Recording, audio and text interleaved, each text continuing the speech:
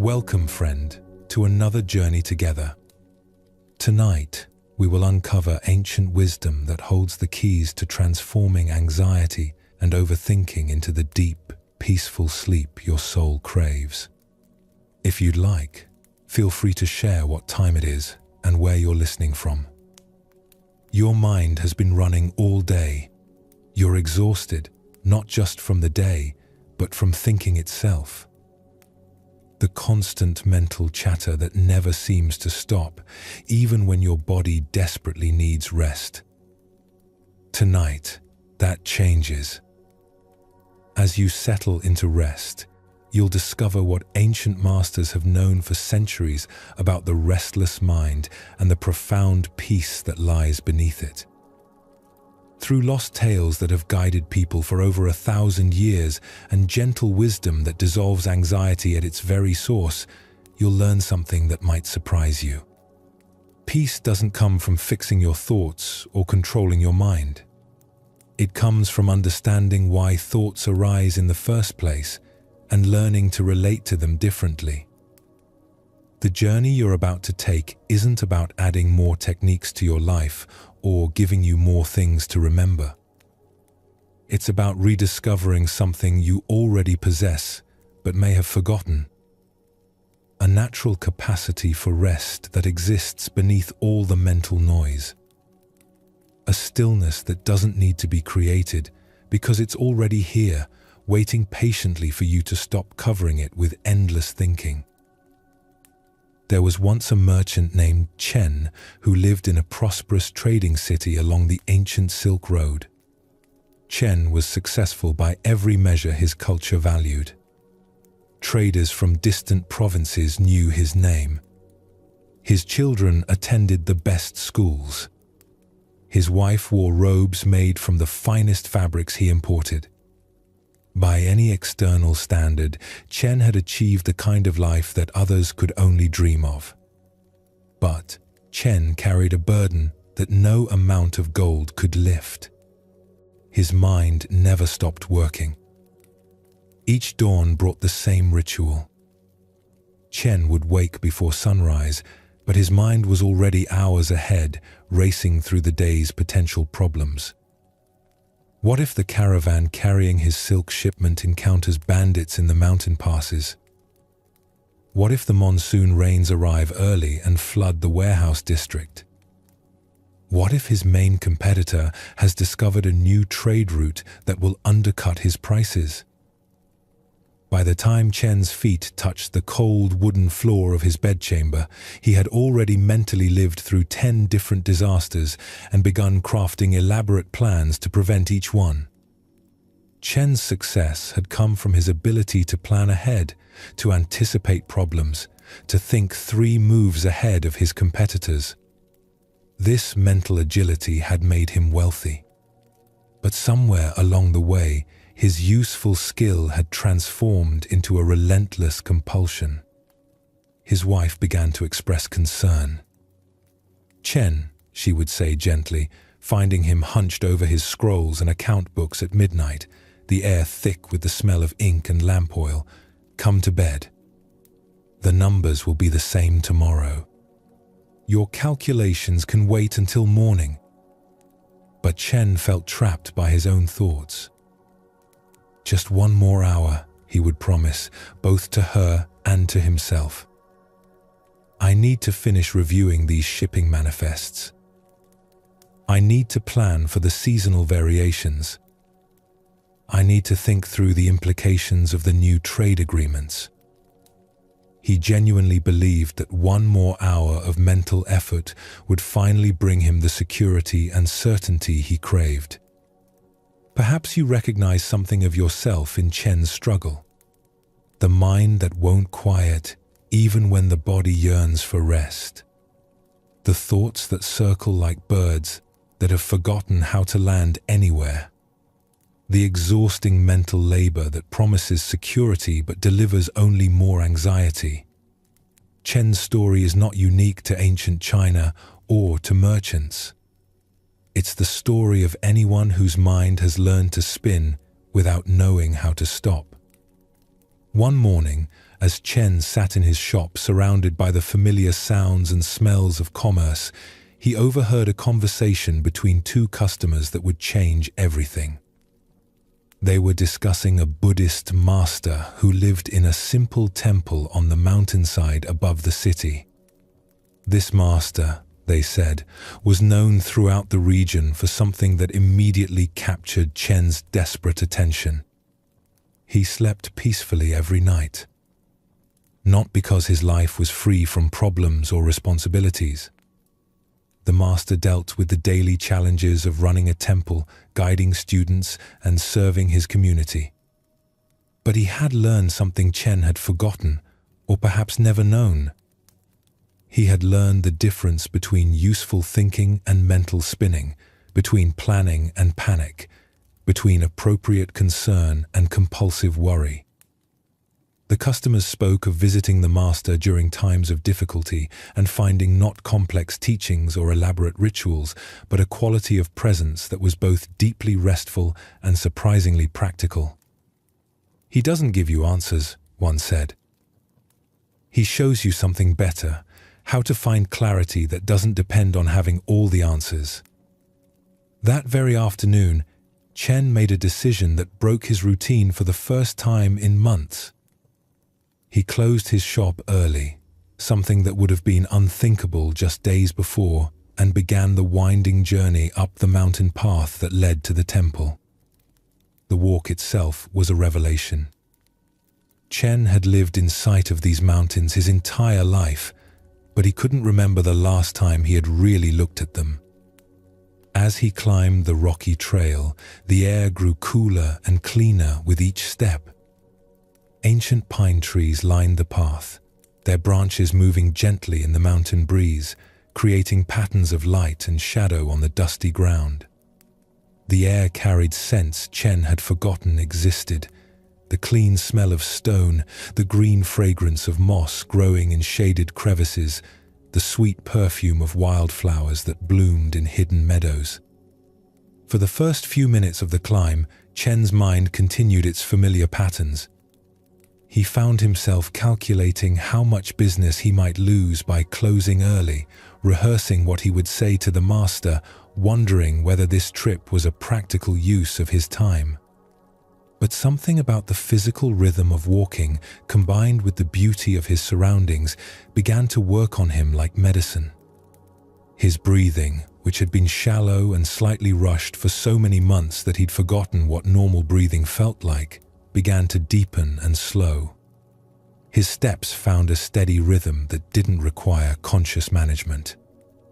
The mountain path demanded just enough attention to navigate safely, but not so much that his mind could spin off into its usual elaborate scenarios.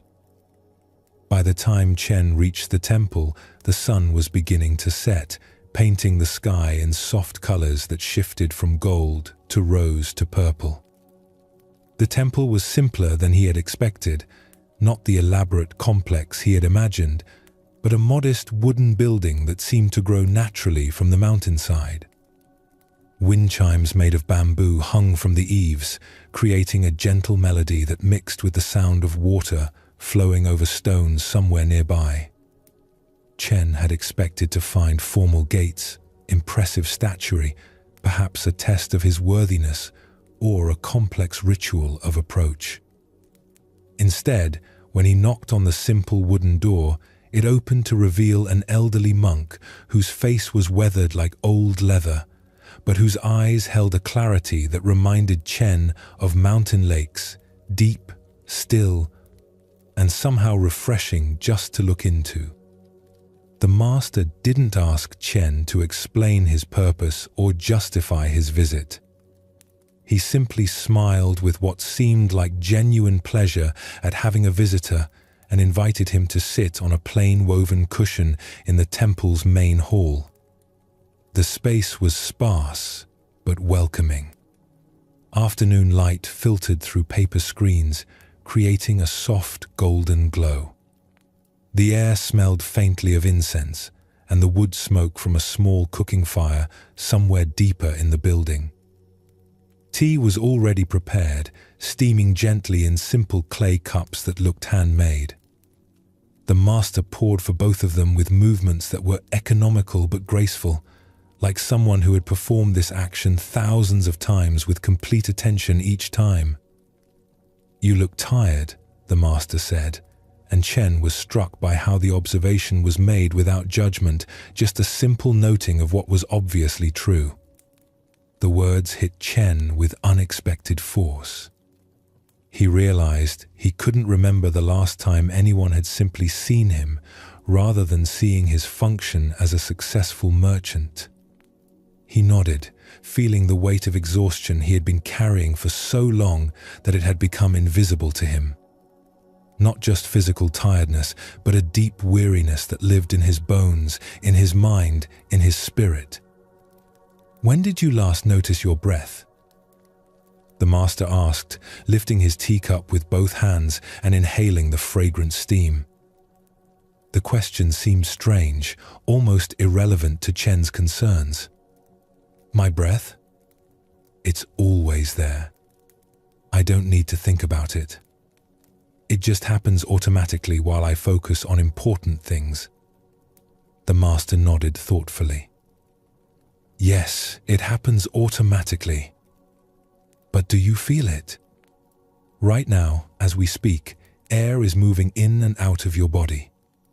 Cool mountain air entering through your nose, warm air leaving your lips. But your attention is somewhere else, isn't it? Even now, even here." Chen shifted slightly on his cushion and realized with surprise that the master was completely correct. Even in this peaceful setting, even while consciously trying to be present for this important conversation, his mind was elsewhere. Part of his attention was back in his shop, wondering whether he had properly secured the valuable silk inventory before leaving. Another part was already planning tomorrow's activities, mentally reviewing the list of tasks that would be waiting for him.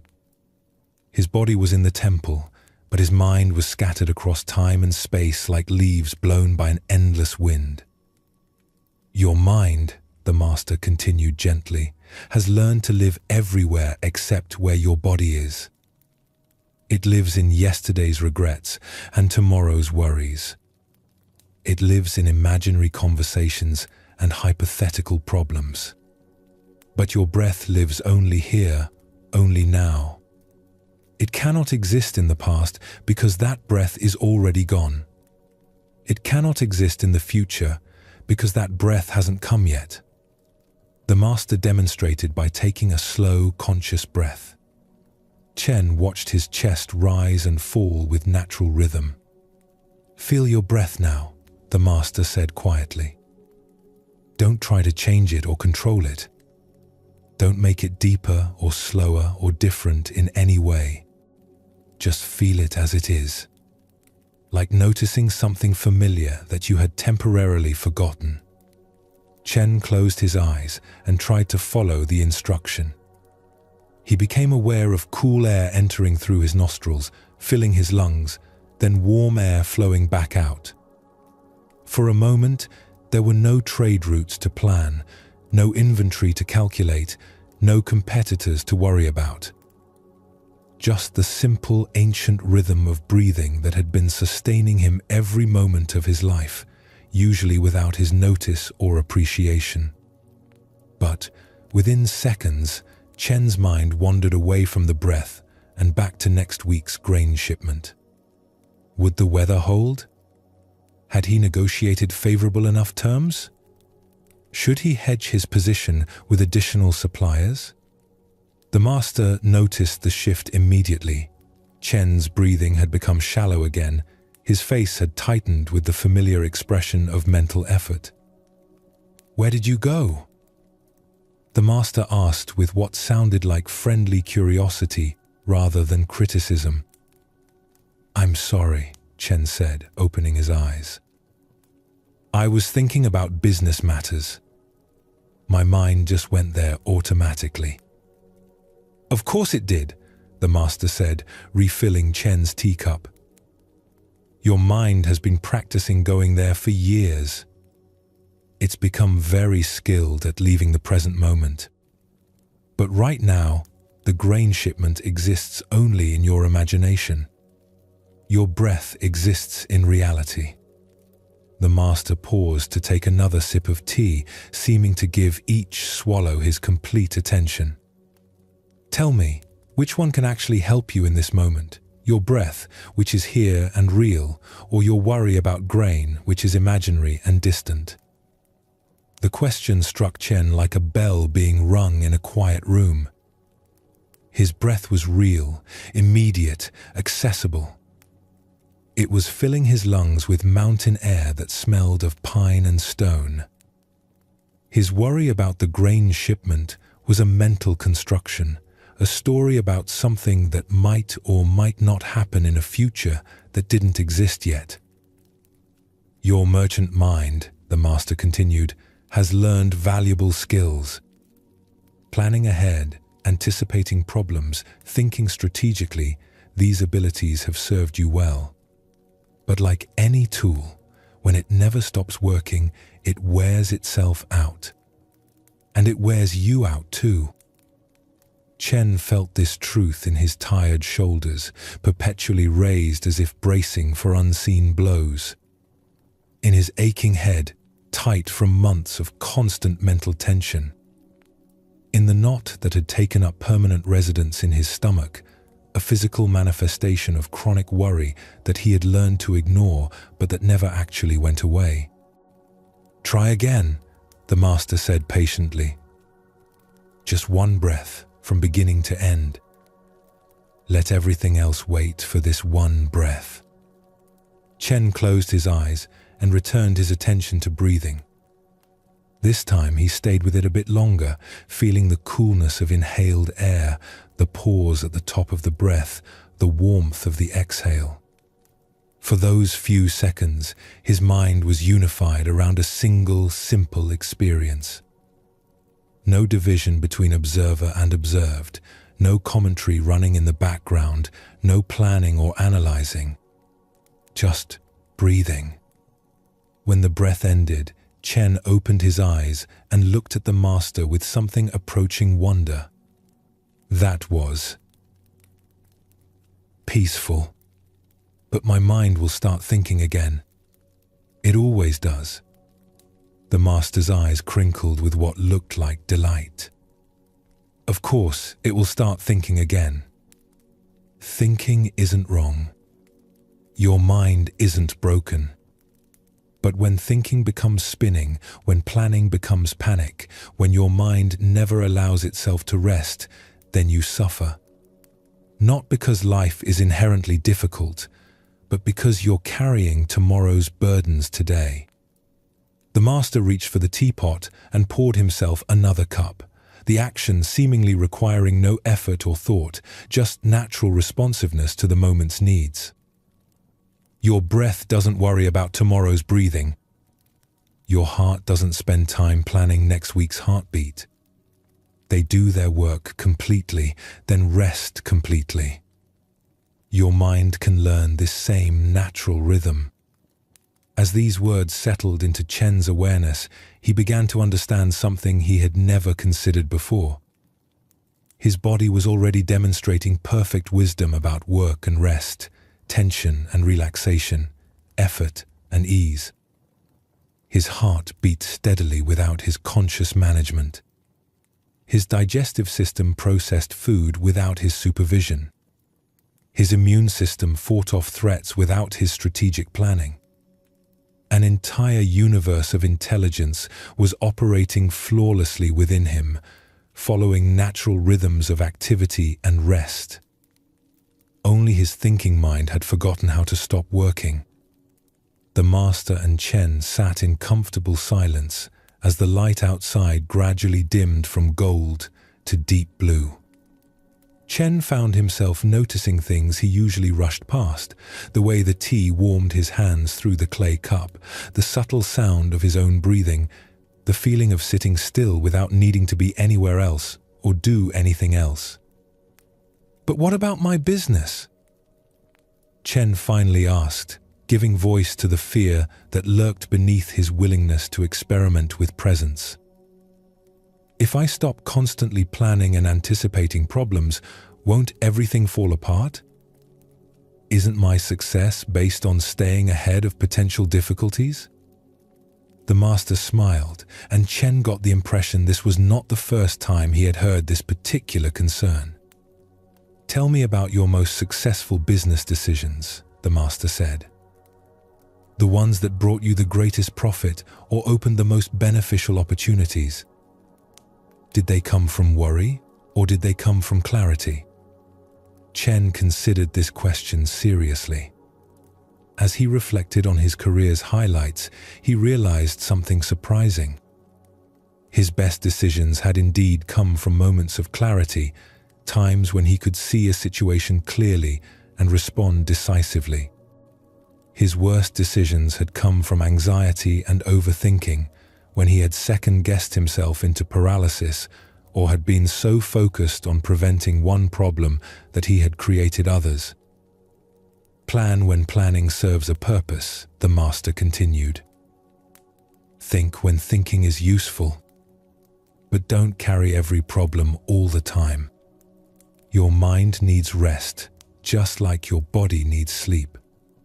A well-rested mind makes better decisions than an exhausted one." They continued talking as the evening deepened around them. The master showed Chen simple ways to recognize when his thinking was helpful and when it had become compulsive. How to feel the difference in his body between appropriate concern and chronic anxiety. How to return to his breath as an anchor when his thoughts began their familiar spiral into imaginary futures. Most importantly, the master helped Chen understand that this wasn't about becoming less engaged with his life or less successful in his business. It was about bringing the same quality of presence that made his body function so well to his mental activities. Working fully when work was required, then resting completely when rest was appropriate. That night, Chen experienced something he had almost forgotten was possible. As he lay down to sleep in the simple guest quarters the master provided, his body settled into the bed like water finding its level. His breathing naturally deepened and slowed. When thoughts arose about the day's business or tomorrow's tasks, he gently returned his attention to the physical sensation of breathing, just as the master had taught him. For the first time in months, Chen slept deeply and peacefully. Not because all his problems had been solved, but because he had learned to set them down when it was time to rest. His mind, finally given permission to stop its constant vigilance, gratefully accepted the opportunity to restore itself. When morning came, Chen found himself more alert and clear-thinking than he had been in months. The problems he had been grinding away at mentally for weeks suddenly seemed more manageable. Solutions that had been obscured by anxiety became obvious. Decisions that had felt overwhelmingly complex resolved into simple choices. Chen spent several more days with the master, not learning complex techniques or memorizing elaborate teachings, but simply practicing the art of presence. Learning to work fully when work was required, then rest completely when rest was appropriate. Discovering that his mind, like his body, functioned better when it followed natural rhythms of engagement and release. When Chen finally returned to his city and his business, people noticed the change immediately. He moved with less urgency, but greater effectiveness. He listened more carefully and spoke more decisively. He seemed to have more time for everything, even though he was actually doing less mental spinning and more focused work. Chen's story teaches us something crucial about the anxious mind. Often our suffering doesn't come from our actual circumstances, but from the mental weight we add to those circumstances. We think about problems that may never occur. We replay conversations that are already finished. We try to control outcomes that haven't happened yet. We exhaust ourselves carrying mental burdens that have no substance outside our own imagination. But there's another way to live, the way Chen discovered in that mountain temple. A way that doesn't require us to stop engaging with life's genuine challenges, but simply to stop creating additional challenges through endless mental spinning. This way begins with the breath, not because breathing is mystical or magical, but because it's always available, always real, always happening in the present moment.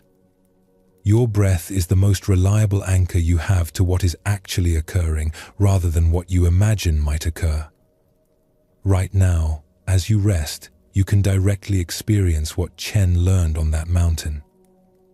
You don't need to understand everything about his story or remember all the details. You don't need to analyze the master's teachings or figure out how to implement them perfectly. You can simply notice your own breathing and let it demonstrate the wisdom that your body already knows, how to work when work is needed, and how to rest when rest is appropriate. Feel your breath now, just as Chen learned to do. Cool air entering, warm air leaving. No effort required, no management necessary. Your body is breathing itself with perfect intelligence, following rhythms that are millions of years old, demonstrating moment by moment how to be present with what is actually happening. This is where peace begins, not in solving all your problems or understanding everything perfectly, but in returning to the simple reality of what is here now. Your breath, your body, your immediate experience, freed from the endless commentary and projection that creates so much unnecessary suffering. Like Chen, you can learn to distinguish between useful thinking and mental spinning. You can discover how to engage fully with life's genuine demands while setting down the imaginary burdens that exist only in thought. You can find the rest that comes not from escaping your responsibilities, but from meeting them with the clarity that emerges when the mind is no longer exhausted by its own activity. The breath continues, steady and reliable, offering you moment by moment the same teaching that transformed Chen's life: how to be present, how to rest, how to find peace, not by changing your circumstances, but by changing your relationship to your own thinking. Tonight, let Chen's journey remind you that the peace you seek isn't hidden in some distant achievement or complex solution.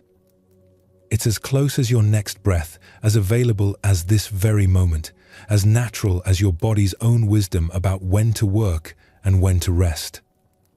Breathe now, and let the ancient teaching unfold directly through your own experience. Let your mind learn what your body already knows, that life is best lived not in constant preparation for imaginary futures, but in full engagement with the reality that is always, only, now. Your body has been learning as you rest, absorbing the wisdom of Chen's story, not just mentally, but physically. Feel how your breathing has found its own deeper rhythm without your conscious direction. Notice how your shoulders have dropped slightly, how the tight places in your jaw and forehead have begun to soften. This is your body's natural intelligence responding to the invitation to let go. Chen's journey showed you how the breath can anchor awareness in the present moment, but there are deeper layers to explore. The body holds tensions and memories that thinking alone cannot reach. Tonight you'll discover how physical awareness can unlock doors to peace that the mind doesn't even know exist. There's an ancient truth woven through Buddhist teaching. The mind and body are not separate entities but one seamless whole. When the mind spins with anxiety, the body contracts in response. When the body releases tension, the mind naturally follows into stillness. This wisdom becomes medicine when you learn to listen to what your physical form is trying to tell you. Two monks were walking along a country road after the spring rains had turned the earth to thick, clinging mud.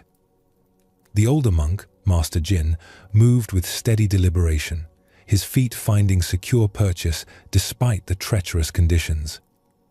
His brown robes, darkened with moisture from the mist, swayed gently with each measured step.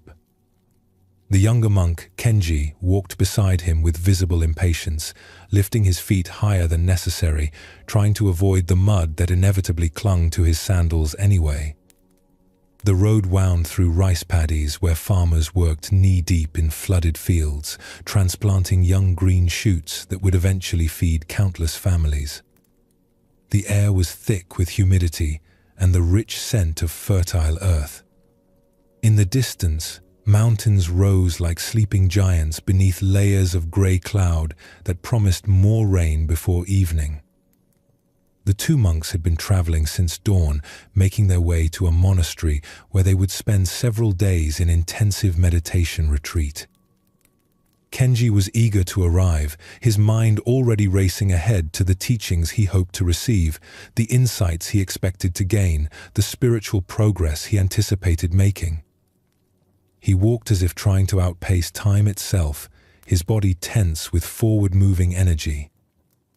Master Jin, by contrast, seemed to inhabit each step fully. When his foot encountered a stone beneath the mud, he felt the hardness completely before shifting his weight. When a bird called from the flooded paddies, he received the sound without immediately categorizing or judging it. His presence was concentrated in the immediate experience of walking, neither hurrying toward the destination nor lagging behind in memory. They came to a place where the seasonal flooding had washed out a small wooden bridge that normally spanned a swift-moving stream. The water rushed past, brown with runoff from the mountain slopes, carrying twigs and leaves and foam from its tumultuous journey downhill. The current looked deceptively manageable from the bank, but both monks could see the power moving beneath the surface. Standing at the water's edge was a young woman dressed in an elegant silk kimono that had once been pristine white, with delicate blue flowers embroidered along the sleeves and hem. Now the beautiful garment was splattered with mud from her long walk, and her elaborate hair arrangement, which had clearly been styled with great care that morning, was beginning to come undone in the humid air. She looked up as the monks approached, relief flooding her face. "Honored teachers," she called out, bowing as deeply as her muddy skirts would allow. "I have been waiting here for hours, hoping someone would come. I must reach the village on the other side to see my grandmother, who has taken gravely ill. But the current is too strong for me to cross alone. I'm afraid I will be swept downstream." Her distress was genuine and immediate. Tears had carved clean tracks through the dust on her cheeks, and her hands trembled slightly as she gestured toward the rushing water. She was clearly far from home, travel-stained and weary, facing a barrier she could not overcome alone. Kenji looked at the woman, then at Master Jin, expecting his teacher to offer some words of comfort or perhaps suggest they help her find another crossing point downstream. What he did not expect was for Master Jin to stride directly into the water without a word. The older monk's movements were deliberate and sure as he waded into the current, testing each step carefully. When he reached the woman, he simply knelt in the shallow water at the bank and gestured for her to climb onto his back. She hesitated for just a moment, clearly aware of the social conventions that made such contact between strangers, especially between a woman and a monk, potentially scandalous. But necessity overruled propriety. She gathered her muddy skirts and climbed carefully onto Master Jin's back, wrapping her arms around his shoulders. He rose smoothly and began the crossing, his feet finding secure holds on the slippery stones beneath the rushing water. The current pushed against his legs with considerable force, but his balance remained centered and calm. Kenji watched from the bank with growing agitation, His teacher was violating one of their most basic monastic precepts, the rule against unnecessary physical contact with women. The entire philosophy of monastic life was built on creating boundaries that supported spiritual development, and here was Master Jin deliberately crossing one of the most important lines. The crossing took several careful minutes. Master Jin moved slowly but steadily, never rushing despite the water's urgency, never hesitating despite the obvious physical challenge. When they reached the opposite bank, he lowered himself again so the woman could climb down safely. She bowed deeply, her gratitude overflowing in words that tumbled over each other. "Thank you, honored teacher. You have saved my grandmother's last days. Your kindness will never be forgotten. May the Buddha bless you for your compassionate heart." Master Jin simply nodded and waded back across the stream to rejoin Kenji, who had been watching the entire interaction with increasing internal turmoil. The older monk's robes dripped steadily as he climbed out of the water, but his face showed no sign of concern about his actions or their consequences. The two monks resumed their journey in silence. But the silence was not the companionable quiet they had shared during the morning's walk. Now it was heavy with Kenji's unspoken judgment and confusion. His mind churned with questions and accusations that he dared not voice directly to his revered teacher. How could Master Jin have acted so thoughtlessly? Didn't he understand the sacred nature of their vows? What would other monks think if they heard about this incident? What kind of example was this setting? How could someone so advanced in spiritual practice make such an obvious error in judgment? As they walked, Kenji's internal dialogue grew more elaborate and heated. He replayed the scene at the river crossing again and again, each time finding new reasons to feel disturbed by his teacher's choice. He imagined the conversations that would take place when they reached the monastery. He rehearsed the arguments he might make about the importance of maintaining proper boundaries. He constructed detailed analyses of how Master Jin's action had violated not just the letter, but the spirit of monastic discipline. The physical act of carrying the woman had lasted less than 10 minutes, but in Kenji's mind it expanded to fill hours of mental commentary and emotional agitation. His body, which had begun the day with the normal tensions of travel, now carried additional weight, the weight of judgment, disapproval, and righteousness indignation. His shoulders hunched forward as if bracing against an invisible wind. His jaw clenched and released rhythmically as he mentally rehearsed the arguments he might make. His hands, swinging naturally at his sides during the peaceful morning walk, now formed partial fists that tightened and relaxed with the rhythm of his internal debate. Meanwhile, Master Jin walked with the same steady presence he had maintained all morning. The incident at the river had come and gone like weather, present when it was present, finished when it was finished. His attention remained available to the immediate experience of walking through the afternoon landscape. They paused for rest beside a clear mountain stream where the water ran shallow over smooth stones worn round by countless years of flow. Master Jin cupped his hands and drank deeply, then splashed water on his face and neck, washing away the sweat and dust of travel.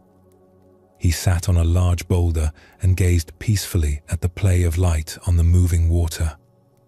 Kenji could contain himself no longer. The words erupted from him like water bursting through a dam. "Master," he said, his voice tight with accusation and disappointment, "how could you do that? We have taken sacred vows.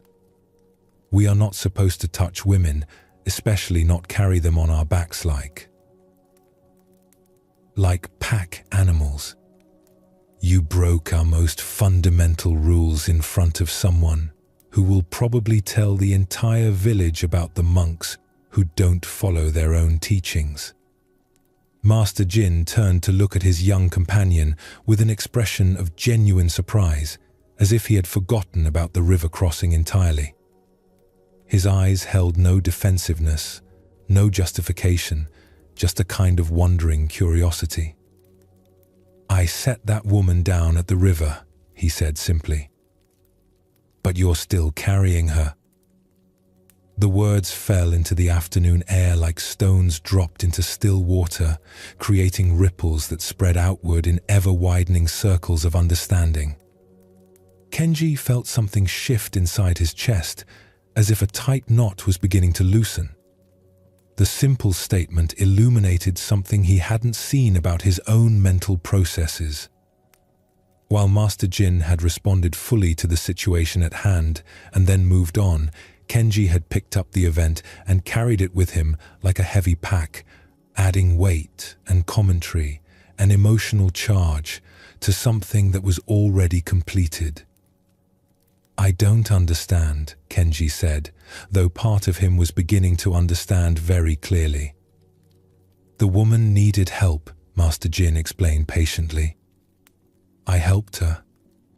The help was given and received. It's finished. But you have been carrying that interaction with us for hours, adding your thoughts about it, your judgments about it, your worries about its implications.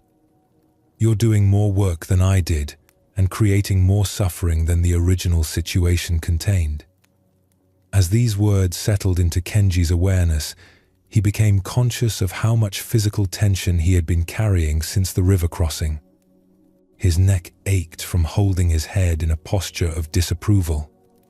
His shoulders burned from staying hunched in defensive readiness. His stomach was tight with the stress of internal conflict. "Feel your body," Master Jin suggested gently. "What is it holding on to right now?" Kenji closed his eyes and scanned through his physical form with attention he hadn't given it for hours. He discovered layer upon layer of tension that had nothing to do with the simple act of walking along a country road.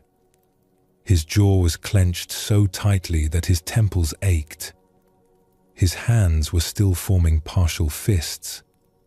His breathing had become shallow and confined to the top of his chest.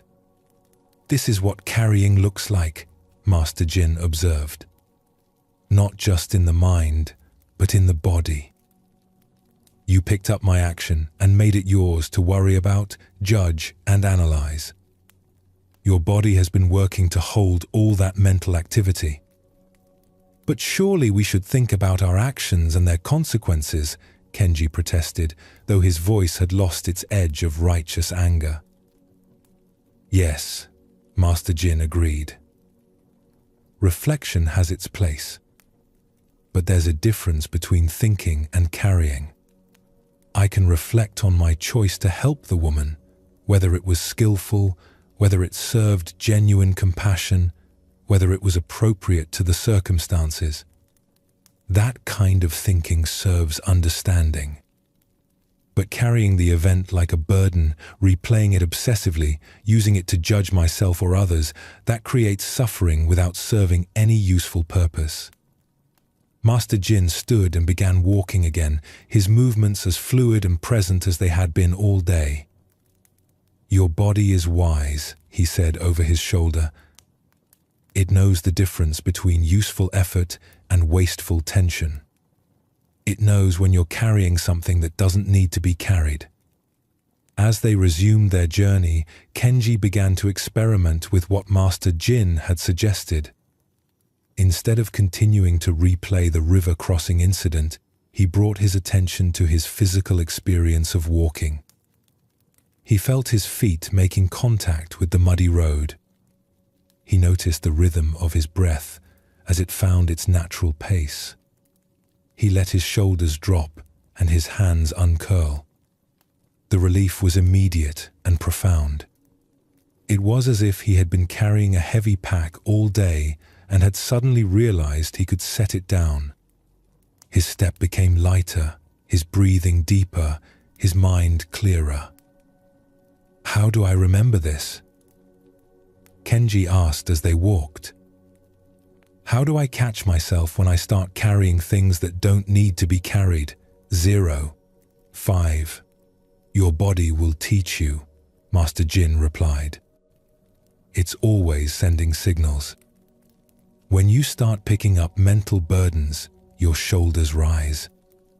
Your jaw tightens. Your breathing becomes shallow. These are not just side effects of mental activity, they're intelligence. Your body is telling you when you're doing unnecessary work. They practiced this awareness for the remainder of their journey. When Kenji noticed his mind beginning to spin stories about the events of the day, he would check in with his body. Where was he holding tension? What was his breathing doing? How was he carrying himself through space? Each time he brought attention to his physical form, he discovered information that his thinking mind had missed. His body knew immediately when he was carrying unnecessary weight. It responded with gratitude and relief when he chose to set down mental burdens that served no practical purpose. By the time they reached the monastery that evening, Kenji had experienced a fundamental shift in his understanding of how mind and body work together. He realized that much of what he had been calling thinking was actually a form of physical labor, his body working to hold and carry mental constructions that had no substance outside his own imagination. The story of the two monks reveals something profound about how we create unnecessary suffering in our lives.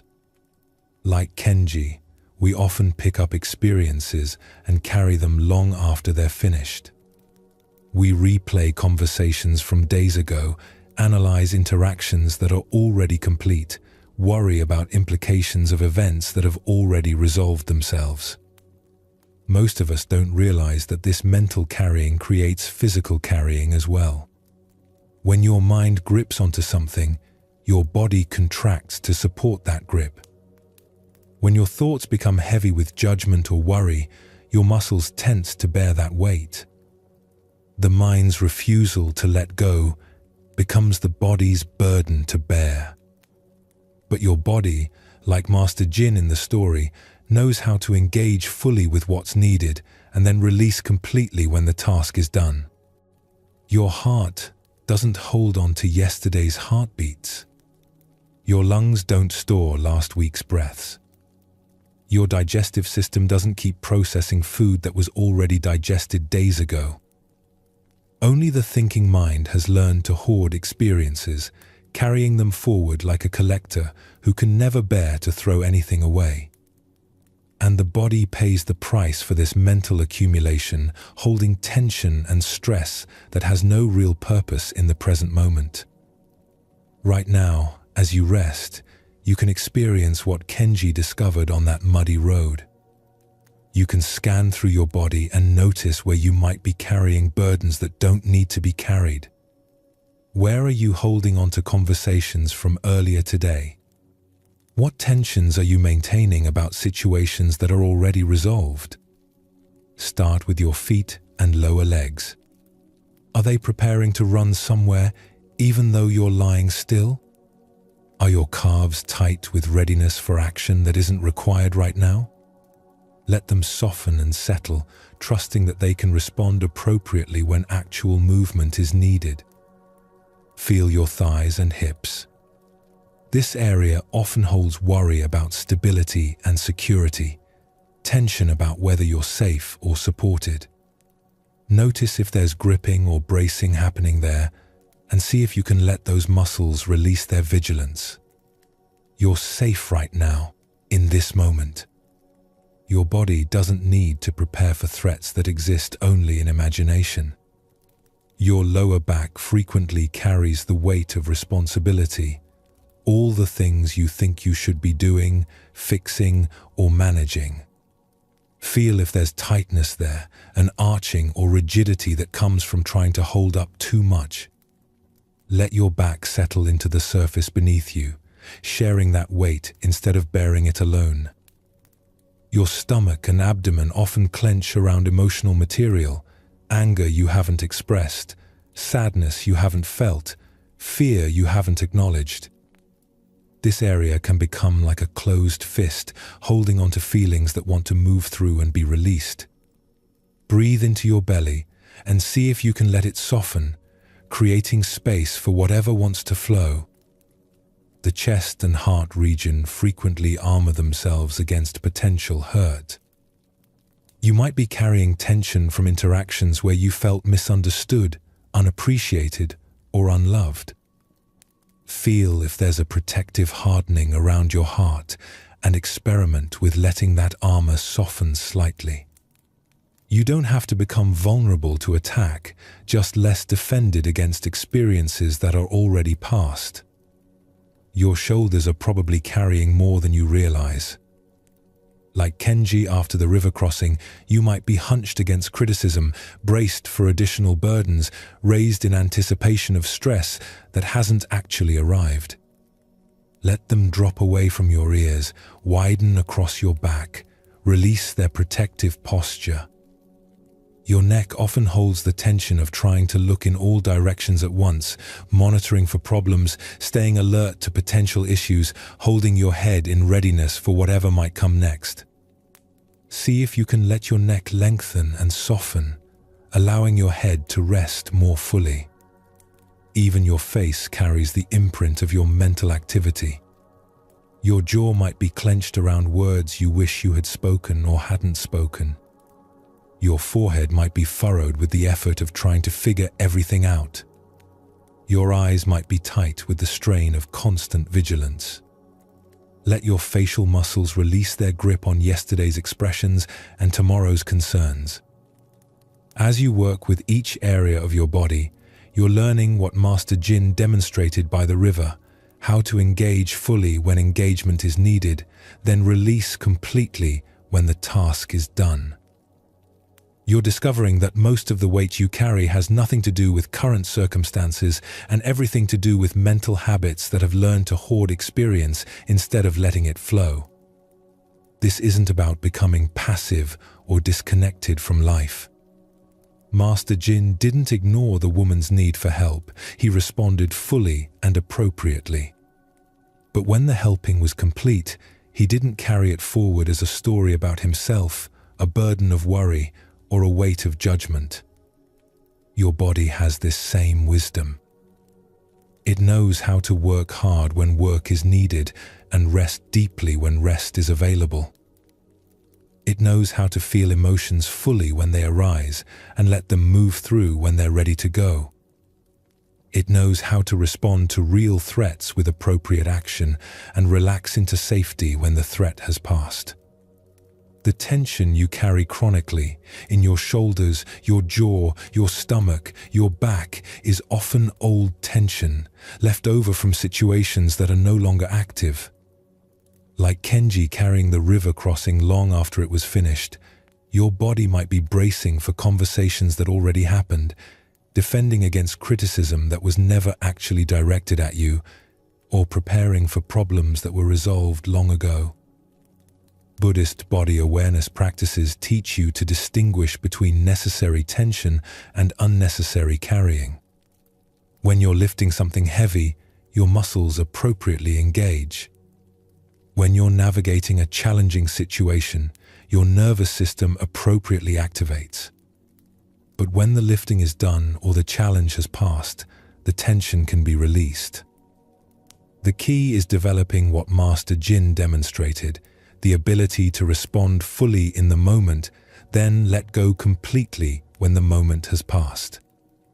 This isn't spiritual bypassing or emotional numbness. It's the natural intelligence of a system that knows how to engage and disengage fluidly. As you continue to settle into rest, notice how each area of physical release affects your mental state. When your jaw unclenches, internal dialogue often quiets. When your shoulders drop, worries feel less urgent. When your stomach softens, anxiety loses some of its grip. This isn't coincidental. Mind and body are one seamless system. Your breath is the bridge between these two aspects of your being. Each inhale brings fresh possibility into your system. Each exhale offers an opportunity to release what you no longer need to hold.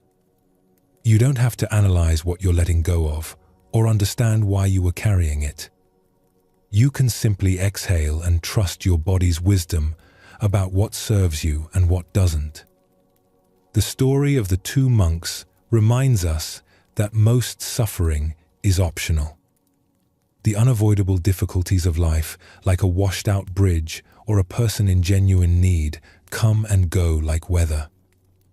But the suffering we create by carrying these experiences long after they're finished, analyzing them endlessly, using them to judge ourselves or others, this suffering is something we add through our own mental and physical habits. Tonight, as your body settles deeper into rest, you can practice Master Jin's teaching directly. You can engage fully with the process of falling asleep without carrying the day's experiences forward into tomorrow. You can feel whatever emotions or sensations arise without gripping them or pushing them away. You can let your thoughts come and go like clouds passing through sky without making them into permanent residents of your awareness. Your body knows how to do this naturally. It releases the day's tensions without your conscious direction. It processes experiences and lets them go without your management. It carries you towards sleep with ancient wisdom that doesn't require your understanding or control. Trust this wisdom. Let your body teach your mind how to hold lightly, how to engage appropriately, how to release completely. Like the woman crossing the river, let yourself be carried by intelligence greater than your individual effort. And like Master Jin setting her down safely on the other side, learn to complete each action fully and then walk on, unburdened and free. The journey deepens as your awareness settles into increasingly spacious calm. The physical tensions you've been carrying have begun their natural release, like ice slowly melting into flowing water. Your breathing has found its own perfect rhythm, neither forced nor forgotten, simply present and supportive. The stories you've heard haven't just entertained your mind, they've been working on deeper levels, reshaping your relationship to thought itself. Tonight you're discovering something that anxious minds often forget, that space itself is healing. Not emptiness as absence, but spaciousness as possibility. The mind, like an overstuffed room, sometimes needs clearing before clarity can emerge. This next teaching reveals how mental accumulation, even of good things, can become its own form of suffering. In the mountain province of ancient China, during the Song dynasty, when poetry and philosophy flourished like cherry blossoms in spring, there lived a scholar named Wei whose hunger for knowledge had consumed his life. Wei was not an ordinary student, but a man possessed by an almost mystical drive to understand everything that could be understood, to collect every piece of wisdom that had ever been written, to master every field of inquiry that existed under heaven. His house had once been spacious, with rooms that opened onto serene courtyards where bamboo grew and small streams trickled over carefully arranged stones. But over the years, Wei had transformed every available space into a library. Books filled the rooms from floor to ceiling. Scrolls were stacked in towers that reached toward the wooden rafters. Manuscripts covered every table, every chair, every windowsill. The narrow pathways between these paper mountains were barely wide enough for one person to navigate sideways. The collection was staggering in its scope and variety. Wei owned treatises on Confucian ethics and Taoist philosophy, Buddhist sutras and commentaries on the I Ching. He had medical texts describing the flow of qi through meridians, astronomical charts mapping the movement of celestial bodies, mathematical works exploring the properties of numbers and geometric forms. Poetry collections sat beside historical chronicles. Military strategy manuals neighbored agricultural guides. Works on music theory shared space with studies of calligraphy. But Wei's accumulation wasn't random or superficial. He read voraciously, constantly, obsessively. By candlelight in the darkest hours before dawn, by the grey light of overcast afternoons, by the golden glow of sunset filtering through paper windows. His eyes were perpetually strained from reading small characters by insufficient light. His back ached from hunching over texts for hours at a time. His hands were permanently stained with ink from the constant note-taking, cross-referencing, and copying he believed essential to true learning. Students came from distant provinces to study with Wei, drawn by his reputation for encyclopedic knowledge. But instead of finding a peaceful sage radiating wisdom and contentment, they discovered a man who seemed increasingly fragmented and overwhelmed by his own learning. Wei would sit with visitors in his cluttered study, surrounded by precarious towers of books, constantly interrupting himself to verify quotes, check references, and cite multiple authorities for every point he attempted to make. But as Mencius wrote about the cultivation of righteousness, Wei would begin, then stop mid-sentence. No, wait, that might have been Zunzi. Or was it in the Analects? Let me find the exact passage. He would rise from his cushion and begin pulling books from various stacks, his movements growing increasingly frantic as he searched for the precise text he wanted to reference. While he searched, other ideas would occur to him. Of course, this relates to what the Tao Te Ching says about Wu Wei, but you have to understand that in context with the Zhuangzi's butterfly dream, and there's also a fascinating commentary by. More books would join the growing pile on his desk. Papers would scatter. Inkstones would rattle dangerously close to precious manuscripts. His students would sit patiently at first, expecting that this scholarly thoroughness would eventually lead to profound insights. Instead, they often found themselves more confused after sessions with Wei than they had been before. His vast knowledge had become a labyrinth in which he regularly lost himself. Every answer led to 5 more questions. Every certainty dissolved into complexity. Every simple truth was immediately qualified by exceptions and alternative interpretations. Wei's daily routine had become an exhausting cycle of consumption and confusion. He would wake before sunrise and immediately begin reading, believing that starting the day by filling his mind with new information would make him more productive. By noon, he would have consulted dozens of texts, taken pages of notes, and started multiple cross-reference projects that demanded even more reading. Meals were eaten absently, with one hand holding food and the other turning pages. He barely tasted what he ate, his attention completely absorbed in whichever text lay open before him. Walking through his garden, he would carry a book, reading even as he moved along the stone paths between his plants. The beauty of blooming flowers went unnoticed, the songs of birds unheard, the changing light of different seasons invisible to eyes focused on written characters. The tragedy was that Wei's accumulation of knowledge had begun to prevent actual understanding. He knew what hundreds of authors had written about meditation, but he never meditated. He could quote extensively about the nature of wisdom, but felt increasingly unwise.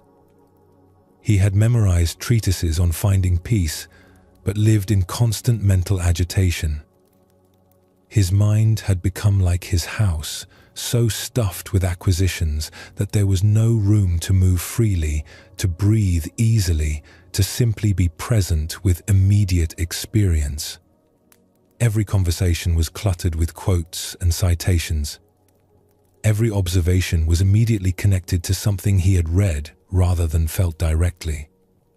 Every moment of potential stillness was filled with remembered texts and scholarly analysis. Sleep had become nearly impossible. When Wei lay down at night, his mind would continue its relentless cataloguing and cross-referencing. He would replay passages he had read that day, worry about inconsistencies he had discovered between different authors, plan reading schedules for the following weeks.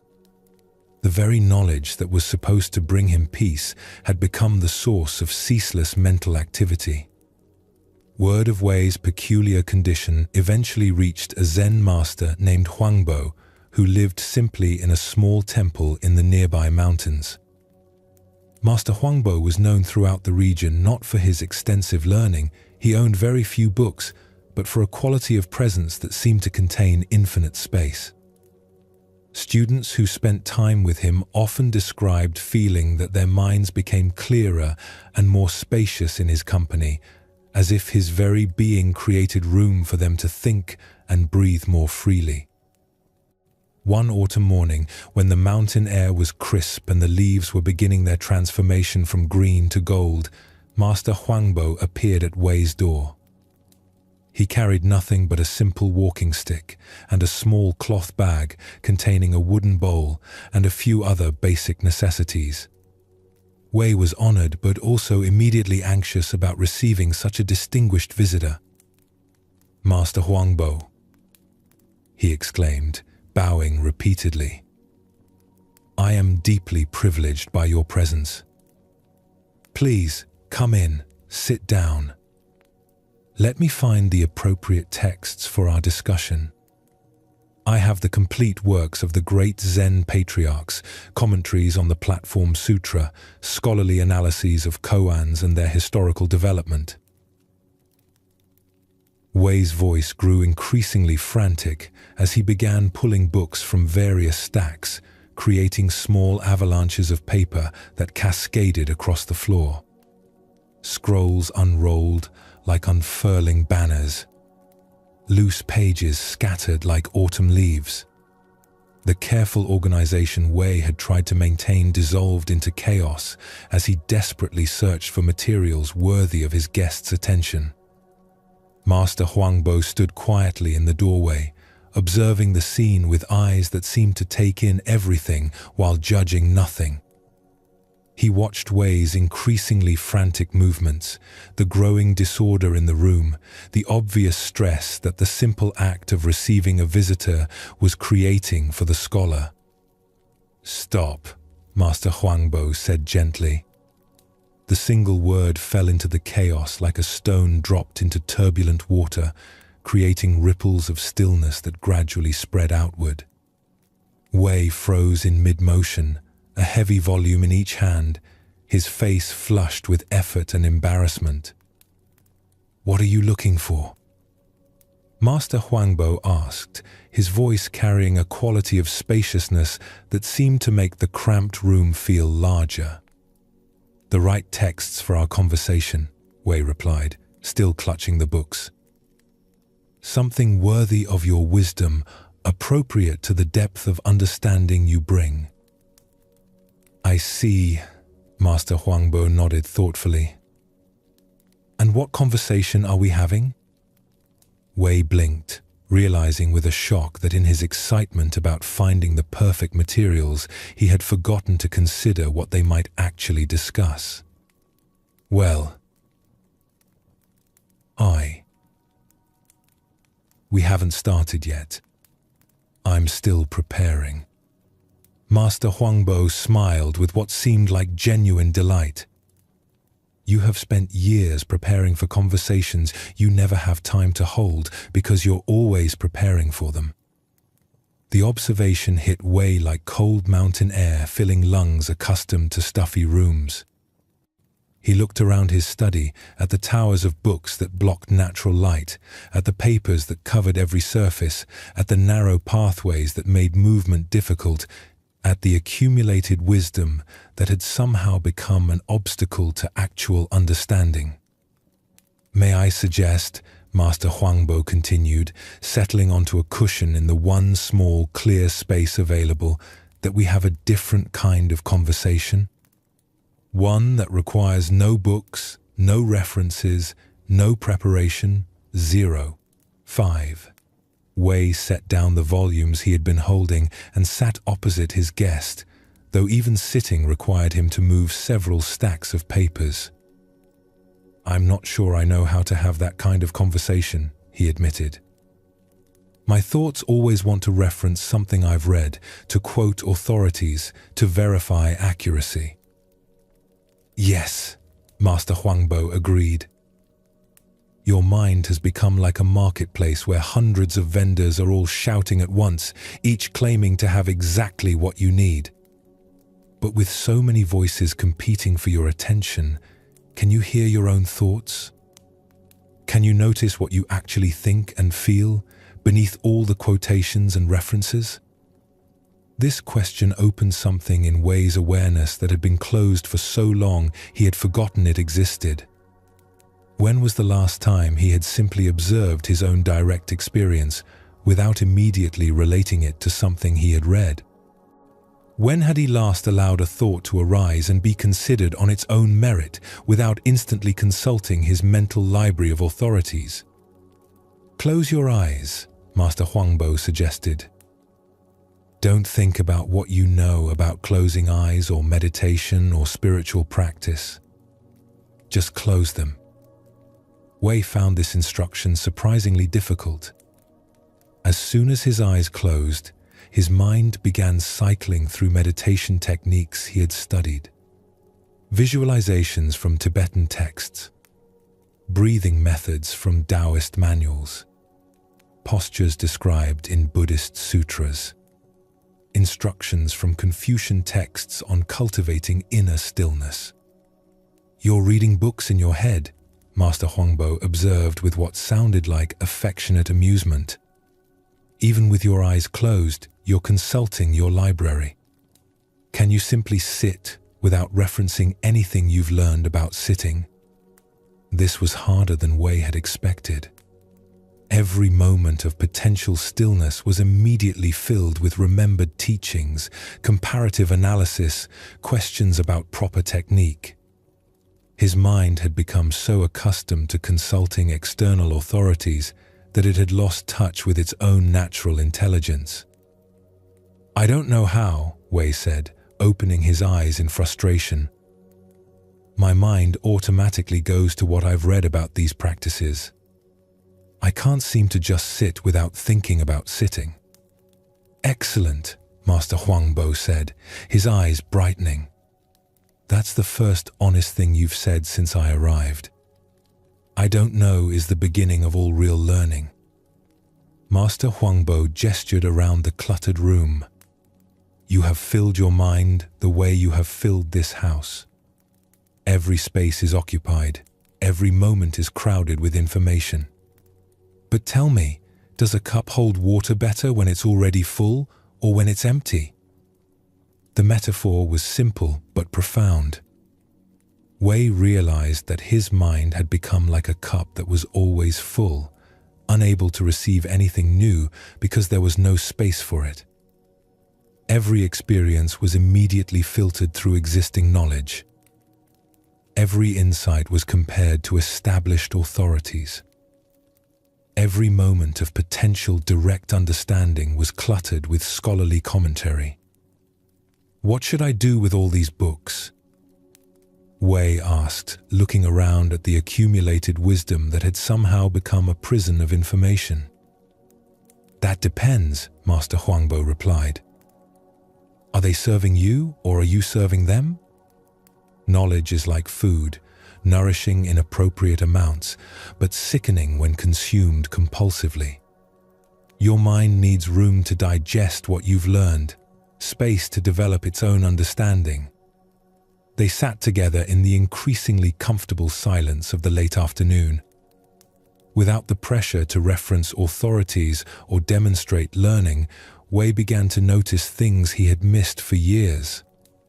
The quality of light filtering through his paper windows had a warmth and beauty he had forgotten. The sound of wind moving through the bamboo in his courtyard created a natural music more subtle than any human composition. The simple act of breathing, usually unconscious background to his constant reading, became a gentle rhythm that anchored his awareness in immediate experience. "How do you feel right now?"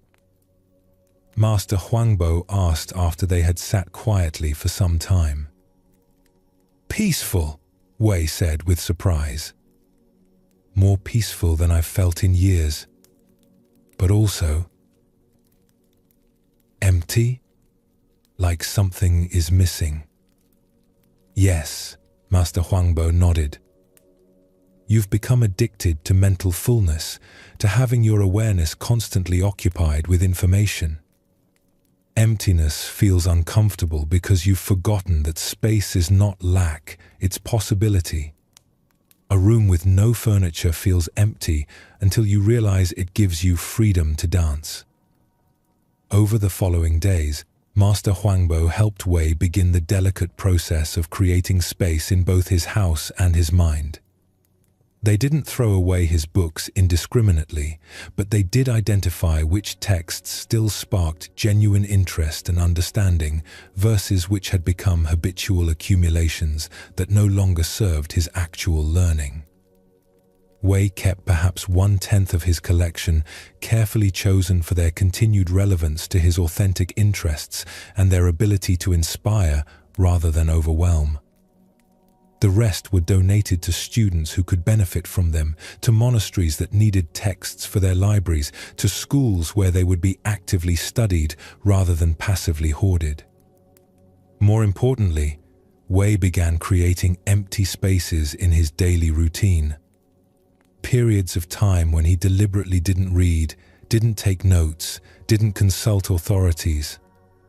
Times when he would sit in his garden and simply observe the changing light, the movement of clouds, the subtle shifts of seasons that he had been too mentally busy to notice for years. At first, these empty periods felt uncomfortable, almost anxiety-provoking. Wei's mind would reach automatically for something to fill the silence, a text to consult, a cross-reference to pursue, a scholarly question to investigate. But gradually, he began to appreciate the spaciousness itself. In the gaps between information consumption, his own insights began to arise. Direct observations that didn't need verification from external sources. Understanding that emerged from his own experience rather than from accumulated reading. Wei's teaching transformed completely. Instead of overwhelming students with encyclopedic references and multiple authorities, he began offering them something more valuable, space to develop their own understanding. He would pose questions and then wait patiently while students found their own responses. He learned to listen more deeply, to trust that wisdom could arise from silence as well as from study.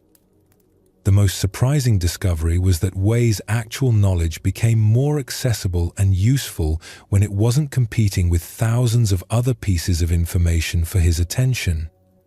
The texts he had chosen to keep became living resources, rather than dead accumulations.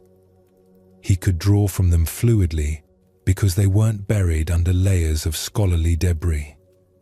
His sleep improved dramatically as his mind learned to rest in spaciousness rather than churning through endless information. The mental noise that had kept him awake for years, the constant cross-referencing, the obsessive cataloging, the compulsive analyzing, gradually quieted as he stopped feeding it with constant input. Wei discovered what Buddhist masters have always known, that wisdom is not the accumulation of information, but the spaciousness that allows understanding to emerge. Like clear water, the mind becomes most useful when it's not clouded with excessive content. Like a musical instrument, awareness creates its most beautiful sounds when there's space between the notes. This story illuminates something crucial about the modern relationship to information and the anxious mind's tendency to seek security through knowledge. Like Wei, many people fill their mental space with endless input, articles to read, videos to watch, podcasts to consume, courses to take, advice to collect. The underlying assumption is that enough information will eventually provide certainty, control, and peace. But often the opposite occurs. Information overload creates decision paralysis. Too many options generate anxiety rather than clarity. Constant input prevents the digestion necessary for wisdom to develop from knowledge. The mind becomes like Wei's house, so stuffed with acquisitions that there's no room for actual living. The anxious mind is particularly susceptible to this trap because seeking more information feels productive. Researching problems, gathering advice, studying solutions, these activities create the illusion of progress toward resolution. But often they're just sophisticated forms of mental busywork that postpone the uncomfortable but necessary work of sitting with uncertainty, feeling difficult emotions, or making imperfect decisions with incomplete information. Buddhist wisdom suggests that sometimes the most radical act is not adding more content to consciousness, but creating space within it. Not learning more techniques, but practicing simplicity. Not collecting more teachings, but digesting what you already know through direct experience. Right now, as you rest, you can practice Wei's hard-won understanding. Notice the quality of space in your awareness. You've been receiving stories and teachings tonight, but you don't need to memorize them, analyze them, or figure out how to implement them. You can simply let them settle into your consciousness like seeds planted in good soil, trusting that understanding will emerge in its own time without your mental management. Your mind is probably more cluttered than you realize, filled with information you've consumed but never fully processed, advice you've gathered but never implemented, knowledge that has become mental noise rather than living wisdom. This clutter isn't just neutral content, it actively prevents the clarity and spaciousness that allow genuine insight to arise. But you don't have to clean out your mental house all at once. Tonight, you can simply stop adding more content. Stop analyzing these stories as you hear them. Stop trying to remember every detail or understand every implication. Let your awareness become spacious enough to receive without grasping, to appreciate without accumulating. Feel the relief that comes when you stop trying to make everything fit into existing mental categories. When you stop cross-referencing every new idea with things you already know, when you let experience be fresh and immediate rather than immediately filing it away in your mental library. Buddhist meditation is fundamentally about this kind of spaciousness. Not the emptiness of having nothing, but the openness of having room. Room to breathe, room to feel, room for unexpected insights to arise, room for wisdom that doesn't come from books or teachers, but from the natural clarity of awareness when it's not cramped by excessive content. This spaciousness isn't passive or vacant. It's vibrantly alive, receptive, intelligent. Like the space in a musical hall that allows sound to resonate, or the space in a garden that allows flowers to grow, mental space is what permits understanding to develop and wisdom to flourish. As your body continues its natural descent towards sleep, let your mind practice Wei's liberation. Don't try to process or integrate everything you've heard tonight. Don't plan how you'll remember these teachings or apply them tomorrow. Simply rest in the spaciousness that's available right now, the gap between thoughts, the pause between breaths, the openness that exists whenever you stop filling every moment with mental activity. Your consciousness knows how to use space wisely, just as your body knows how to use rest for healing and renewal. Trust this natural intelligence. Let your awareness become as spacious as the night sky, holding whatever arises without being crowded or overwhelmed by it. In the morning, you may find that insights have emerged not from effort, but from emptiness, not from adding more content, but from creating room for understanding to develop naturally. This is Wei's gift to you, the recognition that sometimes the most profound learning comes not from accumulating more, but from clearing space for wisdom to breathe. Rest now in this spaciousness, letting it support you as you move deeper into the night's teaching. The next layer of understanding awaits, emerging not from complexity, but from the elegant simplicity that only becomes visible when the mind finally has room to see clearly. Your journey through these ancient teachings has been reshaping something fundamental about how you relate to your own experience. The breath has shown you an anchor in the present moment. The body has taught you about releasing what doesn't need to be carried. The mind has revealed how spaciousness itself can be healing. Now you're ready for perhaps the most challenging and liberating wisdom of all, how to make peace with uncertainty itself. The anxious mind craves predictability, clear outcomes, guaranteed results. It exhausts itself trying to peer into an unknowable future, analyzing every possibility, preparing for every potential scenario. But what if this very craving for certainty is what creates so much suffering? What if peace comes not from knowing how everything will turn out, but from learning to rest comfortably in the vast maybe that surrounds all human experience? In a fertile valley nestled between rolling hills where morning mist clung to ancient oak trees and streams ran clear over smooth stones, there lived a farmer named Liu whose fields produced rice, soybeans, and vegetables that fed not only his own family, but many families in the surrounding villages. Liu's farm had been in his family for 7 generations, passed down from father to son, along with the accumulated wisdom of weather patterns, soil conditions, and the subtle arts of working in harmony with natural cycles. But Liu was known throughout the region not for his agricultural success, which was considerable, or for the size of his harvests, which were consistently abundant, but for something much more unusual: his remarkable equanimity in the face of what others called good fortune and bad fortune.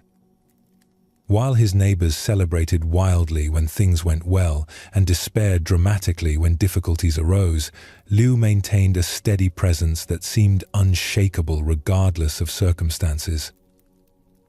This unusual quality first became apparent to his neighbors during Liu's 35th year, when an event occurred that everyone in the valley immediately recognized as either a great blessing or a terrible curse, depending on their perspective.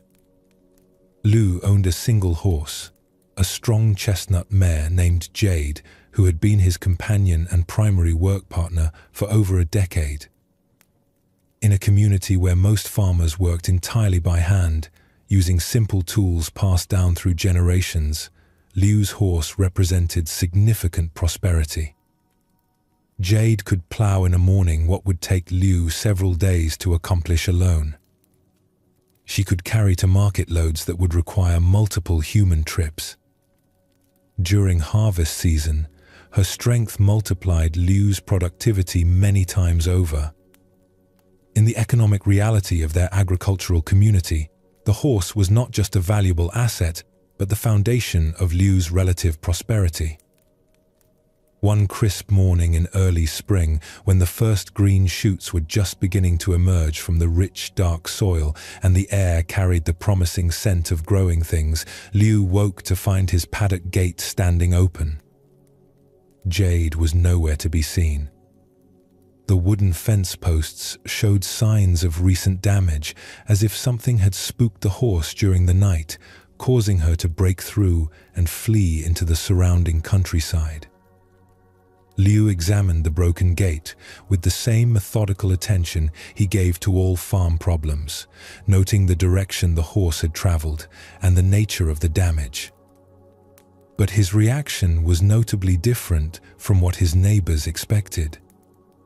There was no cursing, no apparent distress, no frantic organization of search parties. Liu simply repaired the gate and went about his morning chores. Word of the missing horse spread quickly through the valley's network of interconnected farms. Neighbors began arriving before noon, gathering in Liu's courtyard to offer sympathy and assistance. They brought offers to help search the surrounding hills, suggestions about where Jade might have gone, and most of all, condolences for what they universally recognized as a significant misfortune. "Liu," said his nearest neighbor, an elderly man whose own small plot required entirely manual cultivation, "this is terrible luck. Just before planting season too. How will you prepare your fields without the horse? How will you transport your harvest to market? This could ruin your whole year's income." Other neighbors nodded in agreement, their faces showing genuine concern mixed with the subtle satisfaction that sometimes accompanies others' misfortunes. "Such bad luck," they murmured. "What awful timing. This must be devastating for you." Liu, who had been hoeing weeds in his vegetable garden while his neighbors discussed his predicament, straightened slowly and leaned on his hoe handle. His weathered face, deeply lined from decades of outdoor work, showed no sign of the distress his visitors expected to see. "Maybe," he said simply, his voice carrying neither agreement nor disagreement with their assessment. The neighbors were puzzled by this response. They had come prepared to offer comfort for obvious misfortune, but Liu didn't seem to need comforting. His single-word response hung in the morning air like mist that refuses to burn off despite the sun's warming rays. "Maybe?" One neighbor repeated, clearly confused. "Liu, your horse is gone. Your most valuable possession, your primary source of agricultural power, your main economic advantage, it's disappeared.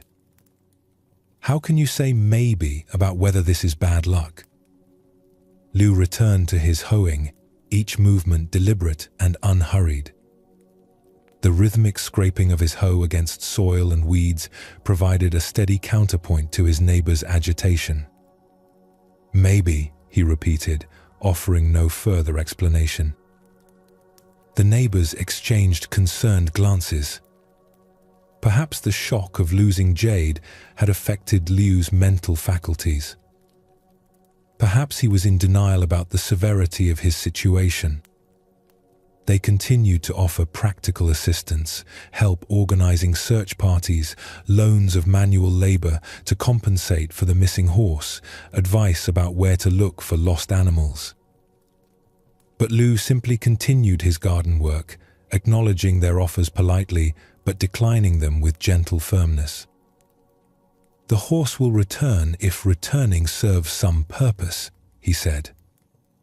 "If not, something else will unfold." Frustrated by his apparent lack of appropriate concern, the neighbors eventually departed, muttering among themselves about Liu's strange attitude toward what was clearly a serious setback. Some suspected he was hiding his true feelings out of pride. Others worried that years of solitary farming had made him eccentric. Most concluded that he simply hadn't yet grasped the full implications of his loss. 3 days passed. Liu continued his spring planting preparations, working longer hours to compensate for Jade's absence, but showing no signs of the despair his neighbors had predicted. On the 4th morning, as Liu was eating his simple breakfast of rice porridge and pickled vegetables in the courtyard outside his modest farmhouse, He heard the sound of hoofbeats approaching from the mountain trail that led to higher pastures. Jade came into view first, moving at an easy trot, her chestnut coat gleaming with health and her eyes bright with what looked like contentment. But she was not alone. Following behind her were 4 wild horses, magnificent animals with flowing manes and powerful bodies that spoke of lives lived in freedom among the mountain meadows. Their coats ranged from deep black to silvery grey to rich brown, and they moved with the fluid grace of creatures who had never known harness or bit. The wild horses followed Jade into Liu's paddock as if they belonged there, apparently having accepted her as some sort of leader during their mountain adventure. Liu watched this procession with the same steady attention he gave to weather patterns or crop growth, interested, observant, but not emotionally reactive to what was clearly an extraordinary development. Word spread even faster than it had when Jade disappeared. By mid-morning, the same neighbors who had come to offer condolences were returning to offer congratulations. They gathered in Liu's courtyard, marveling at the 5 horses now grazing peacefully in his expanded paddock. "Liu!" they exclaimed with voices full of amazement and perhaps a touch of envy. "What incredible good fortune! You've lost 1 horse and gained 4 more. You're now the richest farmer in the valley. You'll be able to plow 5 times as much land, carry 5 times as much to market. This is the best luck anyone has ever had around here." Their excitement was palpable and infectious. The missing horse had been transformed from disaster to miracle. They calculated the economic implications with obvious enthusiasm, how much additional land Liu could cultivate, how much more grain he could transport, how his prosperity would multiply exponentially with this unexpected windfall of animal power. Liu was sitting in the shade of an ancient persimmon tree, repairing a wooden bucket with the same focused attention he gave to all maintenance tasks. The bucket was old, but serviceable, its staves held together by iron bands that had been shaped by his grandfather's hands decades earlier. His movements were precise and economical as he tightened joints and sealed gaps. Without looking up from his work, Liu responded to his neighbor's celebration with the same simple word he had offered to their earlier condolences. "Maybe." "Maybe?" The neighbors' voices rose in disbelief. "How can you say maybe about this? You clearly have the best luck in the province. 5 horses! Most farmers work their entire lives without owning a single horse, and now you have 5 magnificent animals. This is obviously wonderful fortune." Liu tested the bucket's stability, filled it with water from his well to check for leaks, then set it aside to dry in the afternoon sun.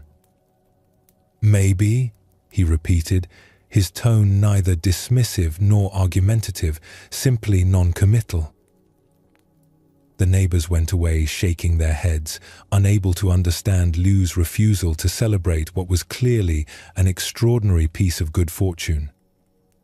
Some wondered if he was being humble to avoid attracting jealous attention from spirits or neighbors. Others thought he might be worried about the practical challenges of managing 5 horses instead of 1. Most concluded that Liu was simply an eccentric man who refused to acknowledge obvious reality. Liu's life did change significantly with the addition of 4 horses to his agricultural operation. The extra animals required more feed, more space, more daily care. His morning and evening routines expanded to include tending to the needs of 5 horses instead of 1. But they also enabled him to cultivate significantly more land, to transport much larger loads, to complete seasonal work in a fraction of the time previously required. The change that attracted the most attention from his neighbors, however, involved Liu's eldest son, Wei, a strong and capable young man of 22 who had been working alongside his father since childhood and was gradually taking over more of the farm's daily operations. Wei was known throughout the valley for his skill with animals, his understanding of farming techniques, and his ambitious plans for expanding the family's agricultural enterprise. Wei was particularly excited about the 4 new horses. He saw them not just as additional work animals, but as an opportunity to transform their farm into the most productive operation in the region. He began developing plans for breaking the wild horses to harness, training them for various agricultural tasks, and integrating them into expanded cultivation schedules that would dramatically increase their annual harvest. The training process was challenging. The wild horses had never been handled by humans and initially resisted all attempts at domestication.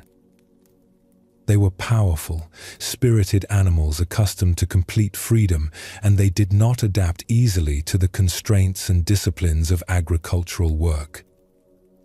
Wei approached the training with determination and skill, using techniques passed down through generations of his family. He worked patiently with each horse, gradually building trust, establishing communication, teaching them to accept human direction. The process required enormous physical effort, precise timing, and the kind of calm confidence that comes from deep familiarity with animal behavior. It was during the training of the most spirited of the wild horses, a powerful black stallion with intelligent eyes and a magnificent bearing, that the accident occurred. Wei had been working with the horse for several weeks, making steady progress in establishing basic communication and trust. On this particular morning, everything seemed to be proceeding normally. The horse appeared calm and receptive to Wei's guidance.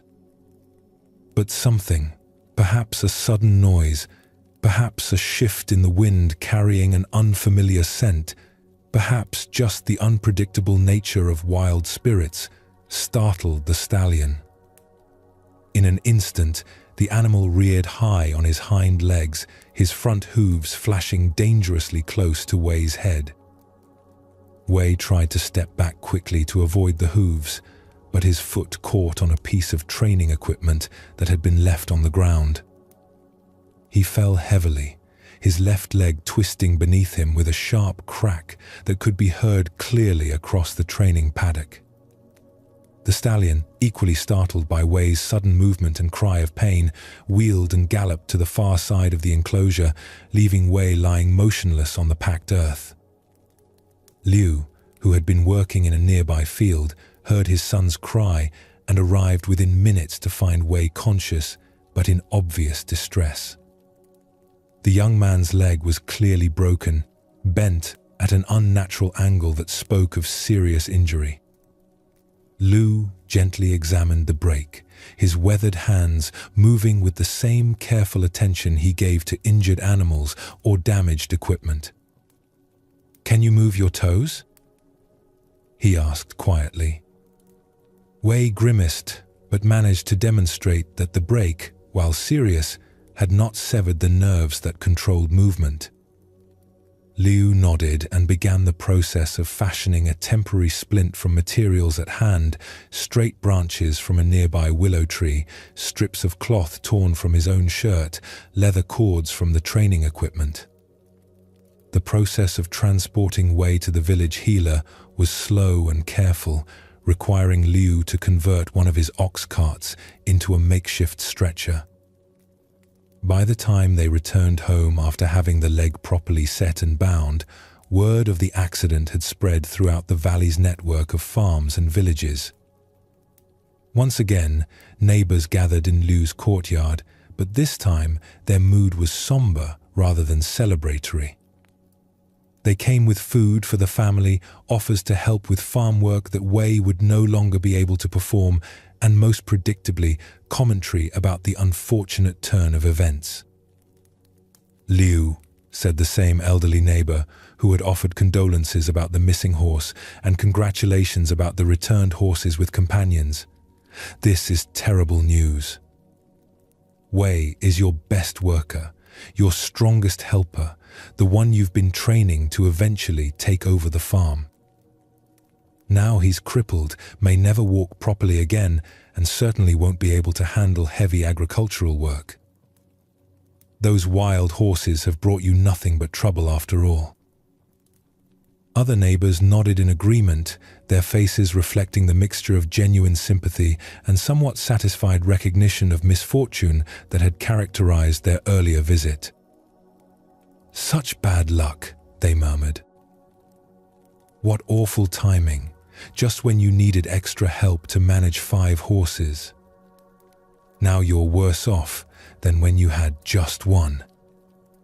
Liu was sitting beside Wei's bedside, brewing medicinal tea from herbs the village healer had prescribed to reduce pain and promote healing. The afternoon light filtering through the paper windows of their simple farmhouse created patterns of brightness and shadow that shifted slowly as the sun moved across the sky. Without looking up from his careful preparation of the tea, Liu offered his now familiar response. "Maybe." "Maybe?" The neighbors' voices carried a note of exasperation that had become familiar over the months of Liu's consistently non-committal reactions to obvious fortune and misfortune. "Your son is badly injured, possibly permanently disabled. Your most important helper is out of action indefinitely. How can this not be clearly bad luck?" Liu finished brewing the tea, tested its temperature carefully, then helped Wei sit up enough to drink the healing liquid. His movements were gentle and efficient, focused entirely on the immediate task of caring for his injured son rather than on abstract evaluations of whether the situation represented good or bad fortune. "Wei is alive," he said simply. "His leg will heal. What that healing brings, we will discover when it comes." The neighbors left with the same mixture of frustration and puzzlement they had experienced during previous visits. Liu's refusal to categorize events as clearly positive or negative seemed almost perverse to people who lived in a world where broken legs were obviously bad luck and found horses were obviously good fortune. Over the following weeks, as Wei's leg healed slowly and the demands of managing 5 horses fell entirely on Liu's aging shoulders, the wisdom of the old farmer's perspective remained invisible to most of his neighbors. The additional workload was clearly challenging. Liu had to rise earlier and work later to accomplish tasks that had been shared between father and son. The complexity of managing multiple horses required constant attention and physical effort that would have been difficult even for a younger man. But Liu approached these challenges with the same steady presence he brought to all farm work. He modified his routines to accommodate his son's temporary disability. He simplified some operations and postponed others. He focused on essential tasks and let less critical activities wait for better times. His approach was pragmatic rather than dramatic, adaptive rather than resistant. 2 months after Wei's accident, when the young man was just beginning to walk again with the aid of wooden crutches but still could not perform heavy labor, a development occurred that completely transformed their neighbors' understanding of the entire sequence of events. War broke out between 2 rival provinces whose conflict had been building for years over disputed territory and trading rights. The fighting quickly escalated from border skirmishes to full-scale military campaigns that drew in surrounding regions. Military conscription officers began traveling from village to village, collecting able-bodied young men to serve as soldiers in armies that everyone knew would suffer terrible casualties. The conscription was not voluntary. Every healthy male between the ages of 16 and 30 was required to report for military service. Families pleaded, offered bribes, sought exemptions, but the military officials were under strict orders to meet recruitment quotas regardless of individual circumstances. When the conscription officers arrived in Liu's Valley, they went systematically from farm to farm, examining young men and determining their fitness for military service. They took the strong sons of Liu's neighbors, healthy young farmers who could march long distances, carry heavy equipment, and fight effectively in the brutal hand-to-hand combat that characterized warfare of their era. When they arrived at Liu's farm, they found Wei sitting in the courtyard, still weak from his recent injury, his leg visibly damaged and his ability to walk clearly compromised. The officers examined him briefly, determined that he would be a liability rather than an asset in military operations, and marked him as unfit for service. That evening, as the sound of weeping could be heard from households throughout the valley where young men had been taken from their families, possibly forever, the same neighbors who had repeatedly judged Liu's fortune came to his farm once more. But this time their mood was different. "Liu," the elderly neighbor said, his voice filled with a new kind of recognition, "Wei's injury has saved his life. If he hadn't been hurt by that wild horse, he would have been taken for the war like all the other young men. The horses that seemed like such good luck brought the accident that seemed like such bad luck, which now appears to have been the greatest good luck of all." Liu was in his vegetable garden, harvesting radishes by the light of a full moon that made the work possible even after sunset. His movements were unhurried and methodical, each radish cleaned of soil and placed carefully in a woven basket that would be carried to the root cellar for winter storage. He straightened slowly, looked at his neighbors gathered in the moonlight, then returned to his harvesting. "Maybe," he said. This time, the neighbors didn't argue. They stood quietly in the peaceful evening air, finally beginning to understand something about the nature of fortune and misfortune that Liu had been demonstrating all along. Events that appeared clearly positive or negative from one perspective might look entirely different from another. Circumstances that seemed definitely advantageous or disadvantageous in the short term might prove to be exactly the opposite over longer periods of time. Liu's story teaches us something profound about the anxious mind's relationship to uncertainty and the future. Most anxiety comes from trying to determine in advance whether current circumstances will lead to positive or negative outcomes. We worry about changes at work, wondering if they'll help or hurt our careers. We analyze relationship developments, trying to predict whether they'll bring happiness or heartbreak. We lose sleep over financial decisions, health concerns, family situations, all because we're trying to know the unknowable. But Liu demonstrates a different way of relating to life's inherent uncertainty. His persistent maybe wasn't indifference or denial. It was recognition that the story is always still unfolding, that current events rarely have the meaning they initially appear to have, that what looks like disaster might be redirection, and what seems like fortune might be complication.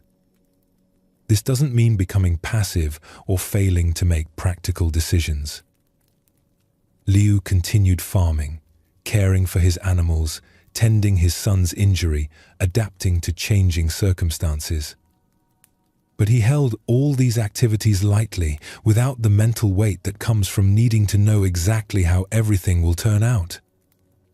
The anxious mind wants certainty about the future because certainty feels like safety. If I can predict what will happen, the reasoning goes, I can prepare for it properly and avoid being hurt or surprised. But this approach creates its own form of suffering, because life simply doesn't offer the kind of predictability that anxiety demands. Right now, as you rest, you might be carrying worries about situations in your own life that seem clearly problematic or promising. Work situations that feel definitely positive or negative. Relationship developments that appear obviously helpful or harmful. Health concerns that seem certainly worrisome. Financial circumstances that look unambiguously good or bad. But what if these situations are more like Liu's story than they appear? What if the job change that worries you is redirecting you toward better opportunities? What if the relationship that seems to be struggling is clearing away what doesn't serve so that something healthier can emerge? What if the financial pressure that keeps you awake is teaching you values and skills that will serve you for decades? This isn't about positive thinking or pretending problems don't exist. Liu didn't pretend his son's injury wasn't painful or challenging. He acknowledged the reality of broken bones while holding lightly to assumptions about what that meant for their future. The practice here is learning to hold your evaluations of current circumstances as provisional rather than final. Yes, this situation is challenging. Maybe it's leading somewhere better. Yes, that opportunity looks promising. Maybe it will bring complications you haven't anticipated. The maybe isn't ignorance. It's wisdom about the limits of prediction and the fluidity of life. Your breath teaches this same wisdom. You don't know what the next inhale will bring, what you'll smell, how it will feel, what thoughts might arise. But you breathe anyway, trusting the process without needing guarantees about specific outcomes. Each breath is complete in itself, while contributing to a larger pattern you don't need to understand or control. Buddhist wisdom teaches that suffering comes not from uncertainty itself, but from our resistance to uncertainty. When we demand that life be predictable, we're fighting against life's fundamental nature. But when we learn to rest comfortably in not knowing, we stop exhausting ourselves with futile attempts to control the uncontrollable. This doesn't mean you stop planning or making practical decisions. It means you hold your plans lightly, ready to adapt when circumstances change. It means you make the best choices you can with available information while remaining open to possibilities you haven't considered. As you settle deeper into rest, practice Liu's wisdom. Notice areas where you've been rushing to judge circumstances as definitely good or definitely bad. Can you soften those evaluations? Can you hold your current situation with the spacious maybe that allows for possibilities you haven't imagined? 0. 7. Feel the relief that comes with releasing the exhausting job of predicting and controlling the future. Your life can unfold with its own intelligence while you rest in the vast uncertainty that contains all possibilities. The horses may run away or return with companions. The injuries may heal into strength or reveal hidden protections. The story continues to write itself while you learn to trust the process rather than needing to know the ending. Tonight, let Liu's teaching settle into your bones. Let your breath carry you into the peaceful not knowing that allows for genuine surprise, unexpected gifts, and possibilities that exceed your current imagination. The future doesn't need your supervision. Your circumstances don't need your constant evaluation. Life knows how to unfold while you rest in the wisdom of maybe. In a quiet village at the edge of ancient China, where morning mist rose from rice fields like incense from temple altars, There lived a master potter named May, whose hands could transform ordinary clay into vessels of extraordinary beauty. Her workshop sat beside a stream that provided the perfect clay, earth that had been tumbled smooth by countless seasons of flow, mixed with minerals that gave her pieces their distinctive warmth and strength. May had studied pottery since childhood, first watching her grandmother's weathered hands guide clay on the wheel, then slowly learning to feel the subtle conversations between earth, water, and fire that determined whether a piece would emerge as art or simply collapse into formless mud. By the time she reached middle age, May's work was sought after by collectors from distant provinces who would wait months for one of her tea bowls or storage jars. But May's reputation was built on more than just technical skill. She was known for something unusual in the competitive world of artisans: her absolute refusal to hurry. While other potters pushed clay to dry faster, fired kilns at higher temperatures to speed the process, or worked long hours to increase their output, May followed rhythms that seemed to move at the pace of seasons rather than days. She would spend entire mornings just preparing clay, kneading it slowly until it reached exactly the right consistency, letting it rest between sessions like bread dough that needs time to develop its character. She mixed her glazes in small batches, testing each combination repeatedly until the colors reached the precise depth and luminosity she envisioned. Most remarkably, she would sometimes abandon pieces part-way through completion if they weren't developing according to their own natural inclination. This approach drove her apprentices to distraction. Young potters would come to study with May, expecting to learn efficient techniques for producing beautiful work quickly. Instead, they found themselves spending weeks learning to recognize when clay was truly ready to be worked, when a piece wanted to be taller or wider than originally planned, when the firing temperature was perfect for that particular day's humidity and wind conditions.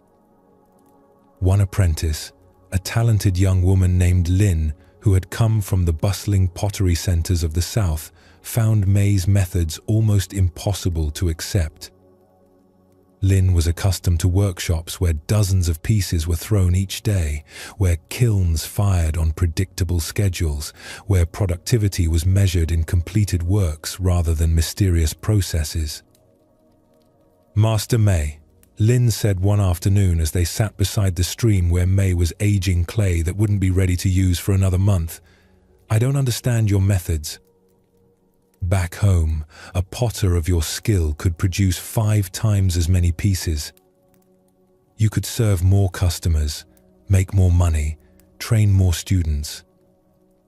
Why do you work so slowly?" May was watching the water flow over stones that had been polished smooth by years of patient current. Her hands, permanently stained with clay and glazes, rested quietly in her lap. "Show me the hurrying stream," she said. Lynn looked at the water moving steadily past them, carrying leaves and occasional small fish in its gentle current. "I don't understand. The stream isn't hurrying. It's just flowing." "Exactly," May nodded. "The stream reaches the sea not by pushing against its banks or trying to skip over obstacles, but by following its natural course. It moves fast where the channel is narrow and steep, slow where the bed is wide and shallow. It doesn't compare itself to other streams or worry about arriving late." Lynn frowned, still not grasping the connection to pottery. "But we're not streams, Master. We have deadlines, customers waiting, bills to pay. We can't just flow at whatever pace feels natural." May smiled and reached for a lump of clay that had been sitting beside her, aging in the damp air. She began working it with her hands, not trying to shape anything specific, just feeling its texture and responsiveness. "This clay has been waiting by the stream for 3 months," she said. "I could have used it the day I dug it, mixed it with water and forced it onto the wheel." "What do you think would have happened?" "It would have been harder to work with," Lynn admitted. "More likely to crack or collapse." "Yes. But why?" Lynn thought carefully. She had enough experience to know that fresh clay, while malleable, lacked the subtle integration that came with time. Because the water needs time to penetrate completely. The different minerals need time to blend. The clay particles need time to align properly. "The clay has its own schedule," May said, continuing to work the earth between her fingers. "I can force it to cooperate before it's ready, but then I'm fighting against its nature instead of working with it. The piece might hold together long enough to fire, but it won't have the strength or beauty that comes when clay and potter work as partners." Over the following weeks, May began teaching Lynn to recognize the subtle signs that indicated when different aspects of the pottery process were ready to proceed. How clay felt different in the hands when it had aged properly. How glazes looked when their chemical interactions had fully developed. How the sound of a pot being tapped revealed whether it was ready for the next stage of firing. But the most challenging lesson involved learning to wait when nothing seemed to be happening at all. One morning, Lynn arrived at the workshop to find May sitting quietly beside the kiln, which had been loaded with finished pieces the night before but hadn't yet been lit. "Master," Lynn said with barely concealed impatience, "the kiln is ready. The weather is perfect for firing. Why aren't we starting?" May was holding a cup of tea, breathing in the steam that rose from the liquid. "What do you notice about this morning?" she asked. Lynn looked around, frustrated by what seemed like another delay tactic. "It's a beautiful day. Clear skies, no wind to interfere with the kiln temperature. Ideal conditions for firing." "Yes," May agreed. "And yesterday?" "Yesterday was. Well, yesterday was also nice. And the day before that."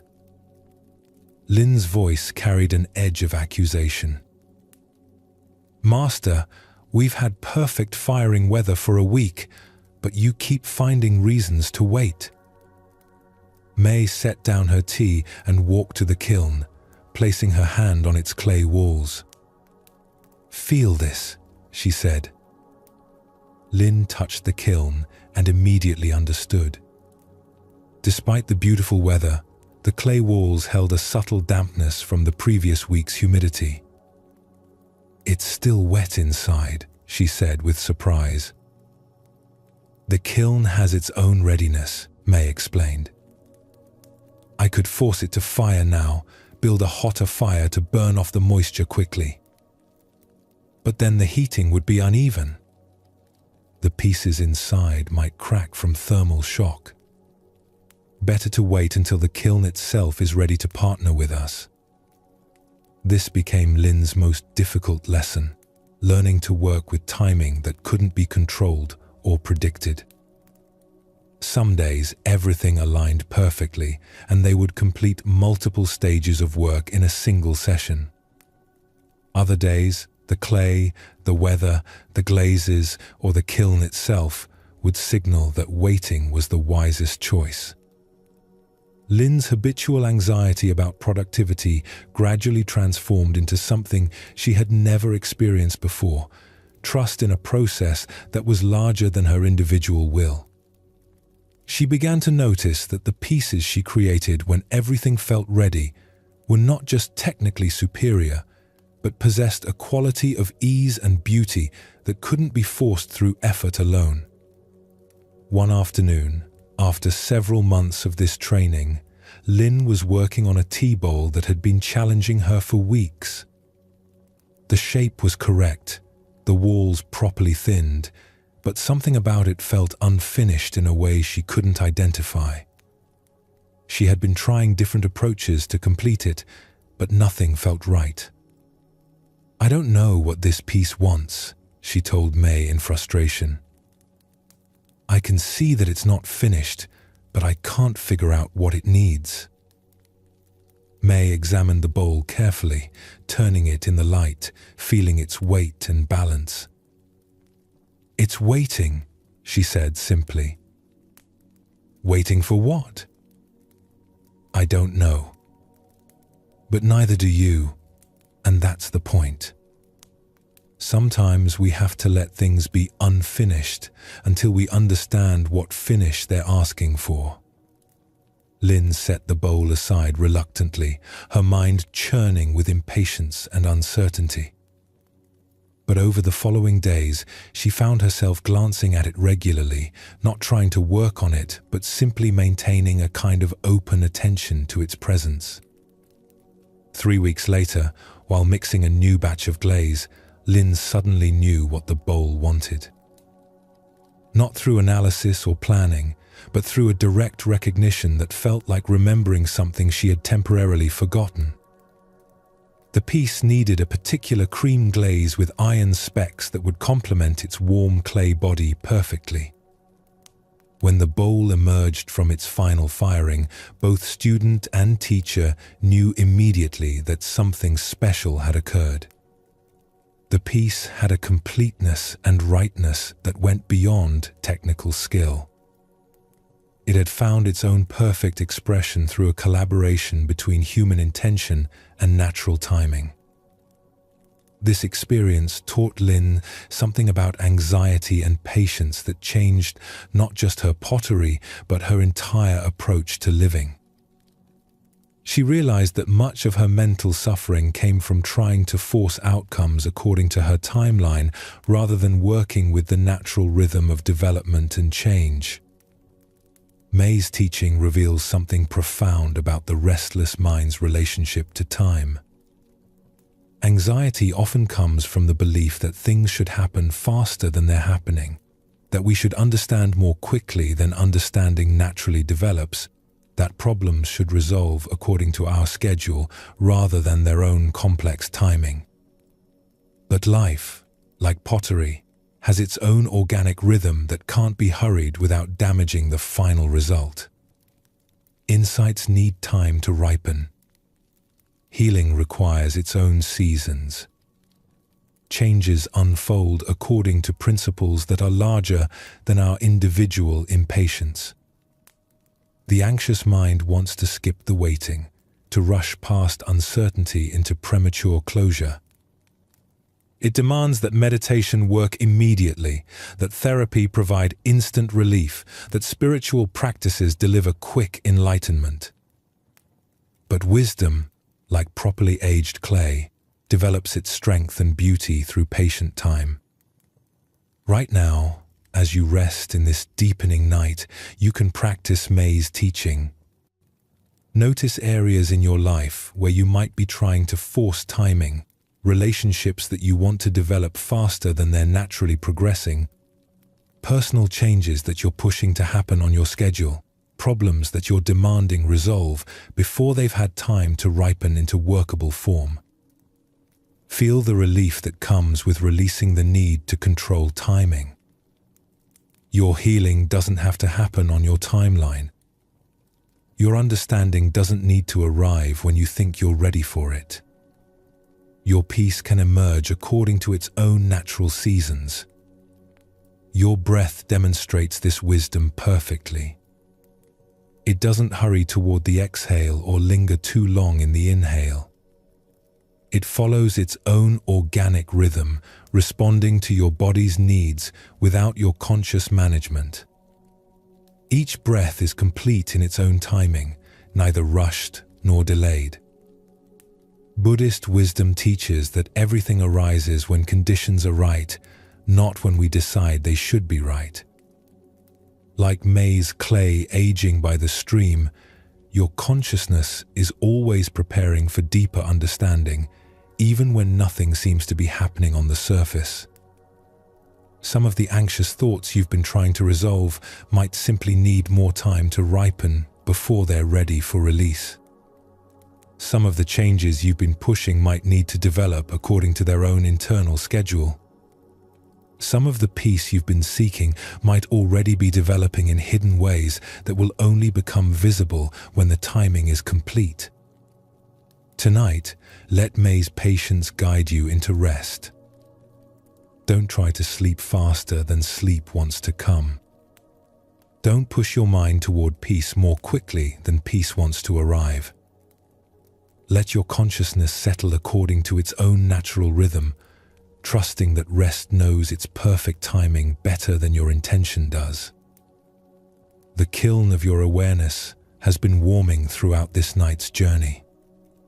The clay of your understanding has been aging in the stream of these stories. Everything is preparing for the perfect moment of completion, but that moment can't be forced or predicted. It can only be received when it naturally arrives. Feel how your body already knows this rhythm of ripening. Your muscles don't release all their tension at once, but gradually, layer by layer, according to what's ready to let go. Your breathing doesn't immediately find its deepest rhythm, but slowly settles into increasingly restful patterns. Rest in this natural timing. Trust that your deepest healing is happening even when you can't perceive it. Like clay aging by the stream, you are always becoming more workable, more beautiful, more ready for the next stage of your unfolding. The master potter of your own awareness knows exactly what you need and when you need it. Tonight, let that wisdom work without your interference, shaping you according to perfect timing that serves your highest good. The night deepens around you like water around a stone, and your understanding continues to unfold in layers. May's teaching about patience and natural timing has shown you that wisdom cannot be hurried, that some things must ripen according to their own seasons. But there's one more bridge to cross before reaching the deepest teaching of all. The bridge between patience and complete trust, between waiting for readiness and surrendering to forces larger than individual will. The anxious mind not only wants to control outcomes and timing, it wants to be the captain of every experience, steering consciousness according to its own limited understanding of how things should unfold. But sometimes the deepest peace comes not from better navigation, but from learning when to stop fighting the current and let larger intelligence guide the way.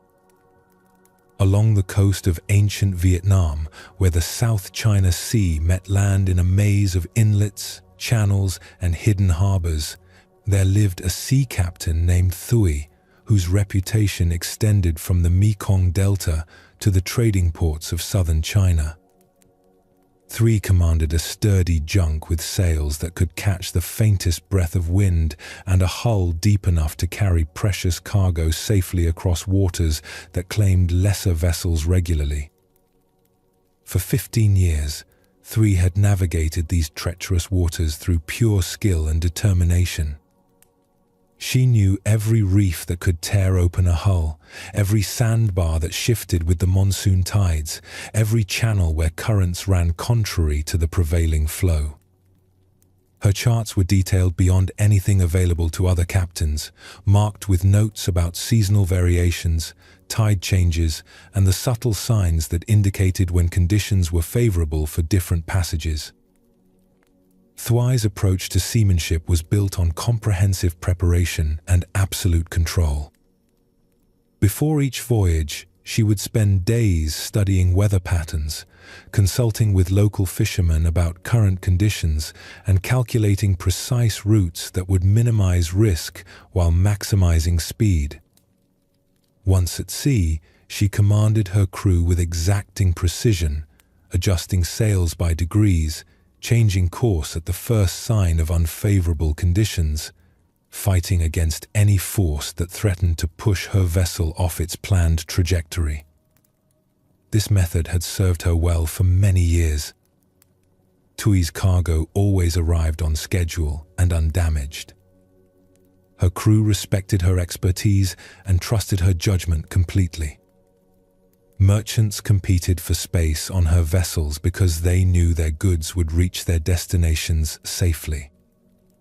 But as Thui entered her 40th year, something began to change in her relationship with the sea that she had spent her life trying to master. The familiar waters started to feel different, more unpredictable, as if currents she had mapped carefully were shifting according to patterns she couldn't decipher.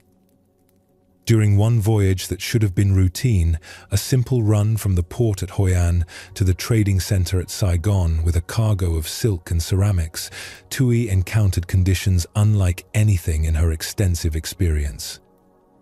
The wind died completely just after dawn, leaving her vessel becalmed in waters that should have been flowing with favorable current. Thu consulted her charts and instruments, trying to determine why the sea had become so unnaturally still.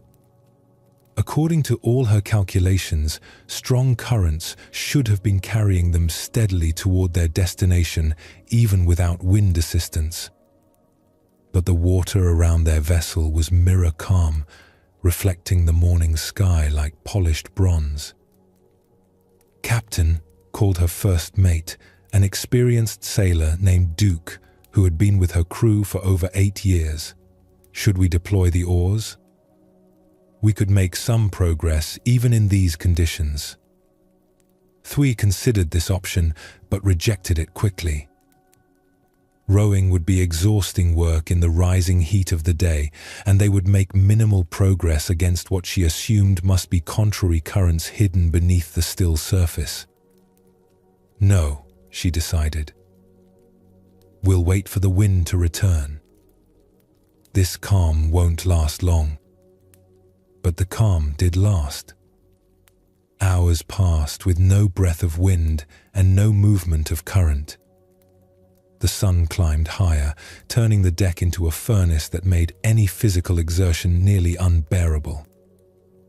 Thui paced restlessly, checking her instruments repeatedly, scanning the horizon for signs of changing weather. By midday, her frustration had transformed into something approaching panic. They were already behind schedule, burning through their water supplies while making no progress toward their destination. The cargo in their hold included perishable goods that would spoil if the voyage took too much longer. Her reputation for reliable delivery was at stake.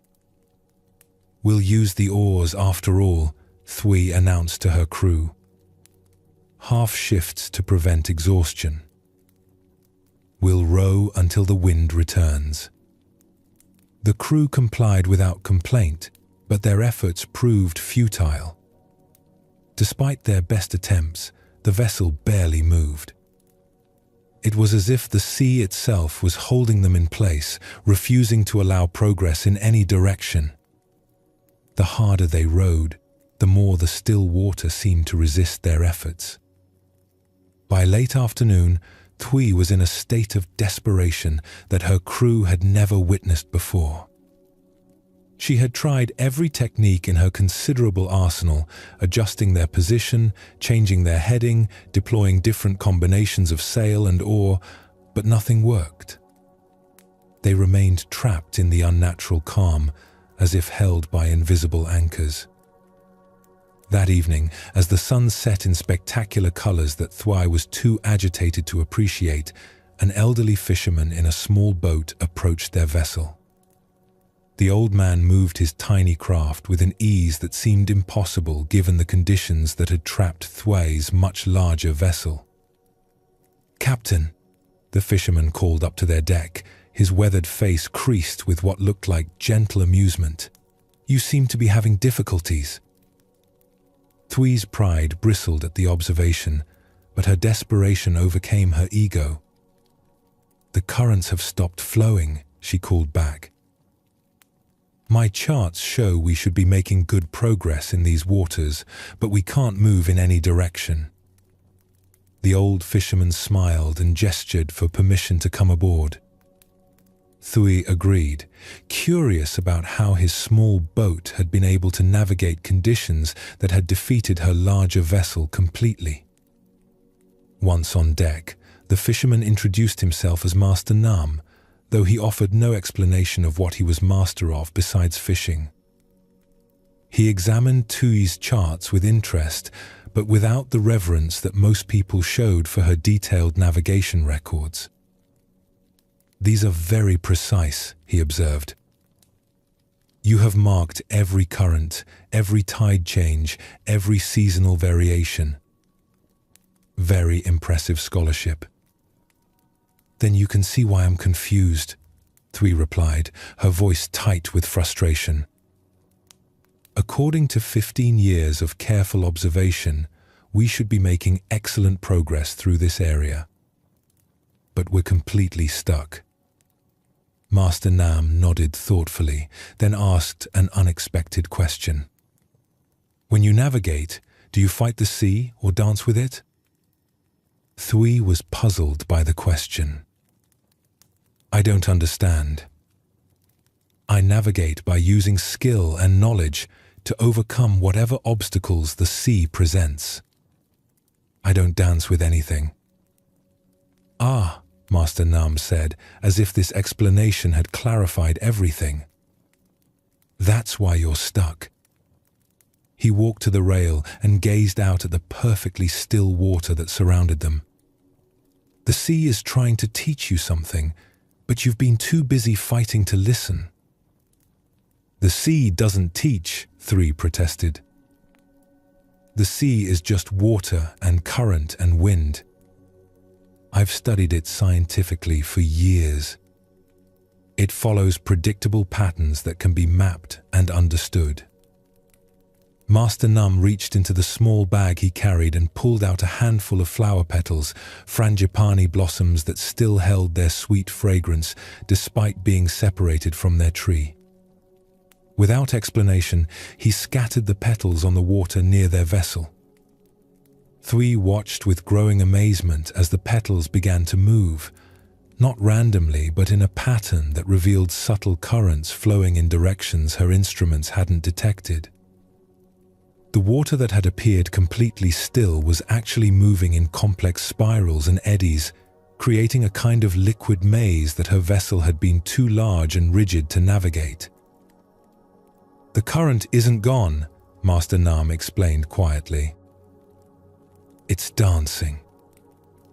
But you've been trying to march through a waltz." Over the next hour, as twilight deepened into night, Master Nam taught Thui to read signs she had never learned to see. The way starlight reflected differently off water, moving in various directions.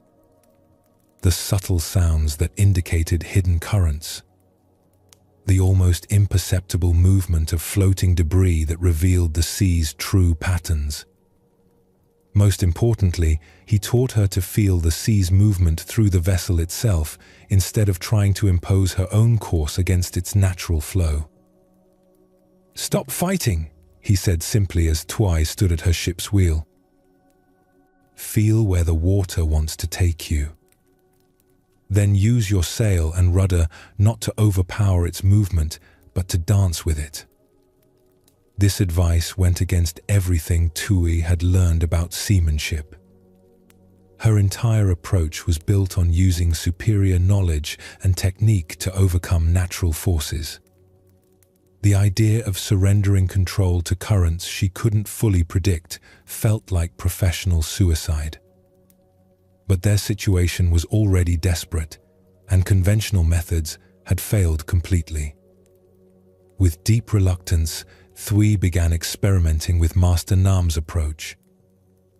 Instead of fighting to maintain her planned course, she allowed the vessel to drift with whatever current they encountered, using small adjustments of sail and rudder to guide rather than force their direction. At first, the movement felt random and terrifying. They seemed to be traveling in circles, following currents that led away from their intended destination. But gradually, a larger pattern began to emerge. The seemingly chaotic currents were actually part of a complex but coherent flow that was carrying them toward their destination through a route that no chart had ever mapped. By cooperating with these hidden movements instead of fighting them, they began making faster progress than Thuy had achieved through years of careful route planning. By dawn, they were within sight of Saigon's harbor, having traveled through the night more smoothly than on any voyage in Thuy's experience.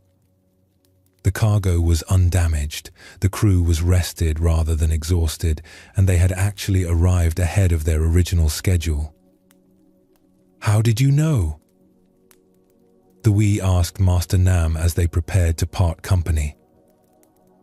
"How did you understand the currents when my instruments detected nothing?" The old fisherman smiled and gestured toward his small, simple boat. "I stopped trying to conquer the sea many years ago," he said.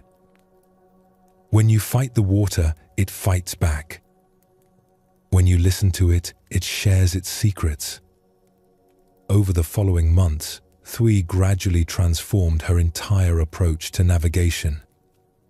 She still used her charts and instruments, but now they were tools for listening rather than controlling.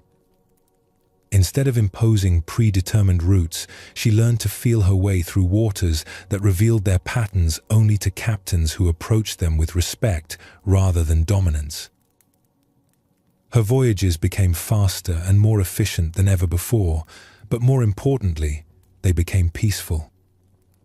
Thuy no longer spent her time at sea in constant tension, battling against forces she couldn't control.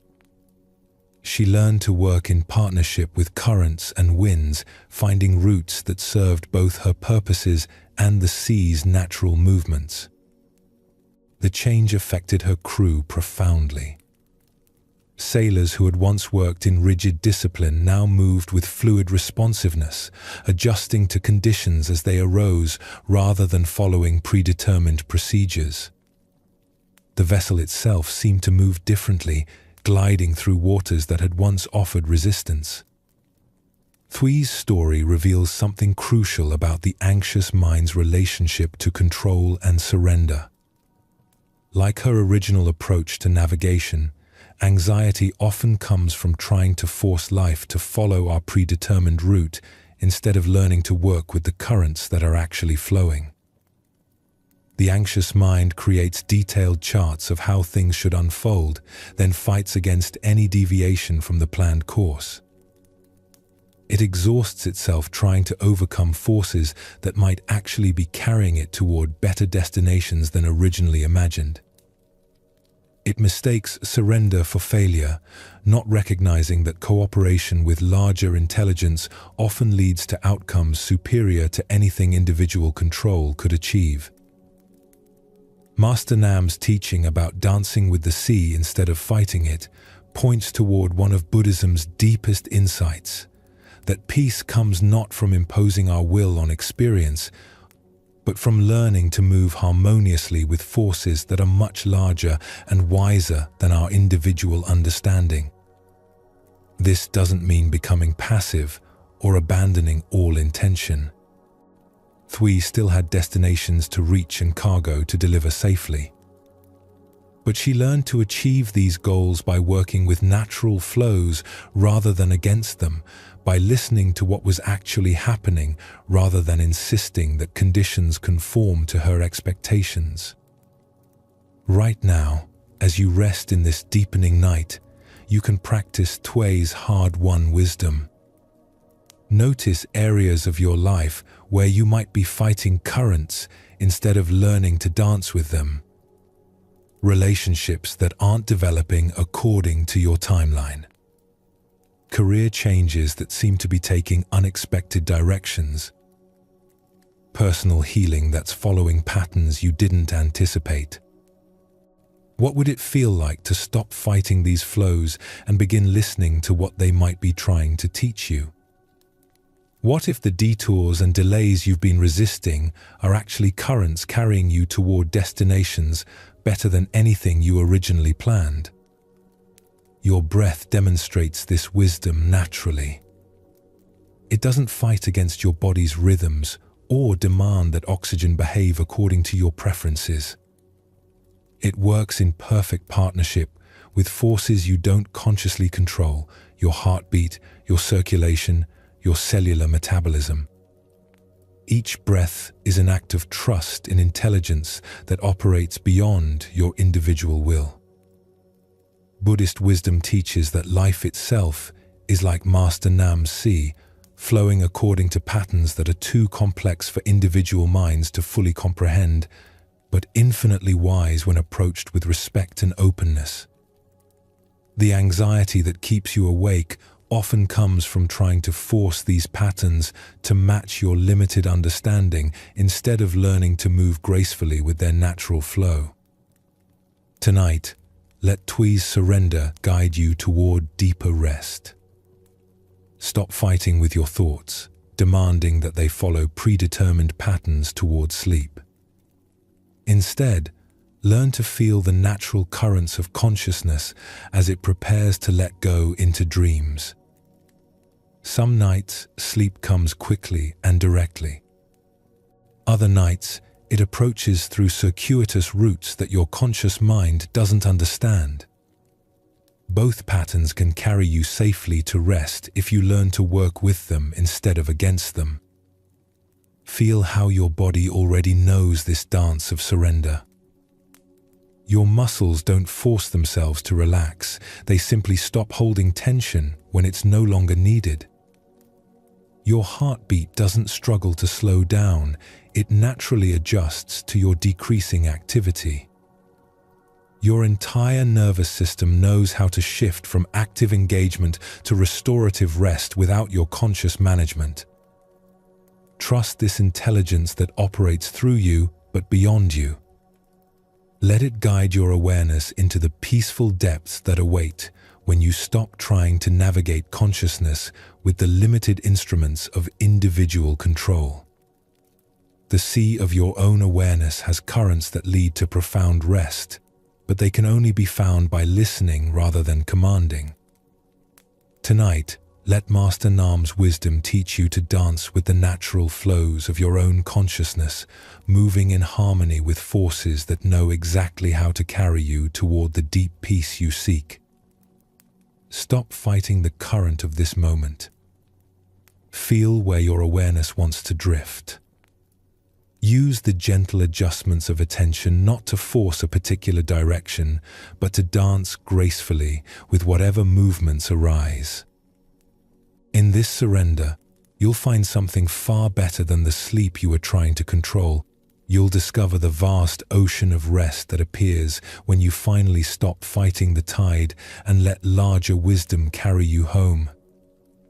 The deepest hour of night surrounds you now, and your journey through these ancient teachings has been working on levels far below conscious thought. Your breathing has found its most natural rhythm, slow and effortless as mountain streams flowing toward the sea. The tensions you carried when this began have melted like snow in spring sunlight. Your mind has learned to rest in spaces it once filled with endless activity. You've traveled with Chen from marketplace anxiety to mountain peace, discovering that the breath is always available as an anchor in stormy thoughts. You've walked with the monks who showed how to set down burdens that exist only in memory and imagination. You've sat with Wei in his cluttered study and learned how spaciousness itself can heal an overwhelmed consciousness. You've stood with Liu in his fields, watching fortune and misfortune reveal themselves as movements in a story too large for immediate judgment. Now comes the final teaching, one that shows how all these insights flow together into a silence so profound that it transforms not just your sleep, but your understanding of what consciousness itself can become when it stops grasping for anything at all. In the remote mountains of ancient Korea, accessible only by paths that wound through forests of cedar and pine, where morning mist gathered like prayers made visible, there stood a Zen temple known throughout the region, not for the complexity of its teachings, but for their complete absence. The temple was small and simple, built of weathered wood that had been polished silver by countless seasons. Its gardens were spare but perfect, a few carefully placed stones, a single ancient maple tree, a pool of water so still it reflected sky like a mirror made of liquid light. Master Yunmen was the temple's sole teacher, an elderly man whose presence seemed to contain more silence than most libraries contain words. He had been practicing meditation for over 50 years, but unlike many masters who became known for their eloquent Dharma talks or profound commentaries on sacred texts, Master Yunmen had gradually said less and less as the decades passed, until he barely spoke at all. Students traveled from distant provinces to hear his teachings, carrying with them scrolls of questions they hoped to have answered, koans they wanted explained, spiritual problems they needed help resolving. What they found instead was a small, quiet man with eyes like mountain lakes, deep, clear, and somehow refreshing just to look into. He would sit on a simple cushion in the temple's main hall and breathe. Sometimes for minutes, sometimes for hours. The breathing was not a technique or a demonstration. It was simply what was happening, as natural as wind moving through pine branches or water flowing over stones. This frustrated many visitors, especially those who came seeking urgent answers to pressing spiritual questions. They would arrive with backpacks full of problems and concerns, expecting lectures, discussions, detailed instructions, and clear guidance for their meditation practice. Instead, they encountered silence so complete it seemed to have weight and texture, like a presence rather than an absence. On a crisp autumn morning when the maple tree in the temple garden was dropping leaves the color of fire, a young government official named Park arrived at Master Yunmen's temple. Park was 28 years old and had recently been appointed to oversee a large district plagued by corruption, poverty, and conflicts between villages that seemed to escalate with each passing month. Park had been working 18-hour days for 6 months, trying to untangle webs of bribery and favoritism that had been building for decades. He mediated disputes over water rights, grain distribution, and land boundaries. He investigated reports of officials stealing from public funds. He attempted to establish fair taxation systems in communities where the wealthy had been evading payments for years, while the poor shouldered impossible burdens. The weight of responsibility was crushing him in ways he hadn't anticipated when he'd eagerly accepted the appointment. Every decision he made seemed to create 3 new problems. Every corruption he exposed revealed 2 more layers of systematic dishonesty. Every dispute he resolved was replaced by fresh conflicts that seemed even more complex and intractable. Park had been losing sleep for weeks, lying awake at night trying to untangle the implications of various policies and their potential unintended consequences. His mind churned constantly with scenarios and contingencies.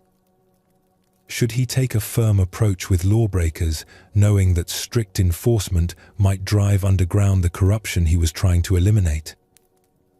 Should he focus on systemic reforms that would take years to show results while people continued to suffer in the present? Should he compromise with existing power structures to achieve incremental progress, or should he risk political backlash by demanding immediate changes? In his desperation for guidance, Park had begun studying Buddhist texts extensively, hoping to find wisdom that would help him govern with both compassion and effectiveness. He had memorized passages about skillful means and compassionate action. He had analyzed treatises on the middle way and its application to political decision-making. He had consulted with various teachers about balancing individual needs with community welfare. But the more he studied, the more confused he became. Different texts offered contradictory advice. Various masters emphasized different approaches. The abundant spiritual information had become another source of anxiety rather than a solution to his problems. "Master Yunmen," Park said as he entered the temple hall, his voice tight with urgency and exhaustion, "I need your wisdom desperately. My province is in chaos. People are suffering while I struggle to determine the right course of action. I have studied extensively about compassionate governance, but I cannot find clear guidance for my specific situation." Park knelt formally and pulled several scrolls from his traveling pack, spreading them carefully on the polished wooden floor. The papers rustled softly in the morning stillness, their neat columns of characters representing months of research and preparation. "I have brought the relevant texts with me, treatises on Buddhist approaches to social justice, commentaries on the relationship between meditation practice and political action, historical examples of enlightened rulers who balanced competing demands successfully. Perhaps we could examine them together and determine the proper Buddhist response to corruption and social unrest."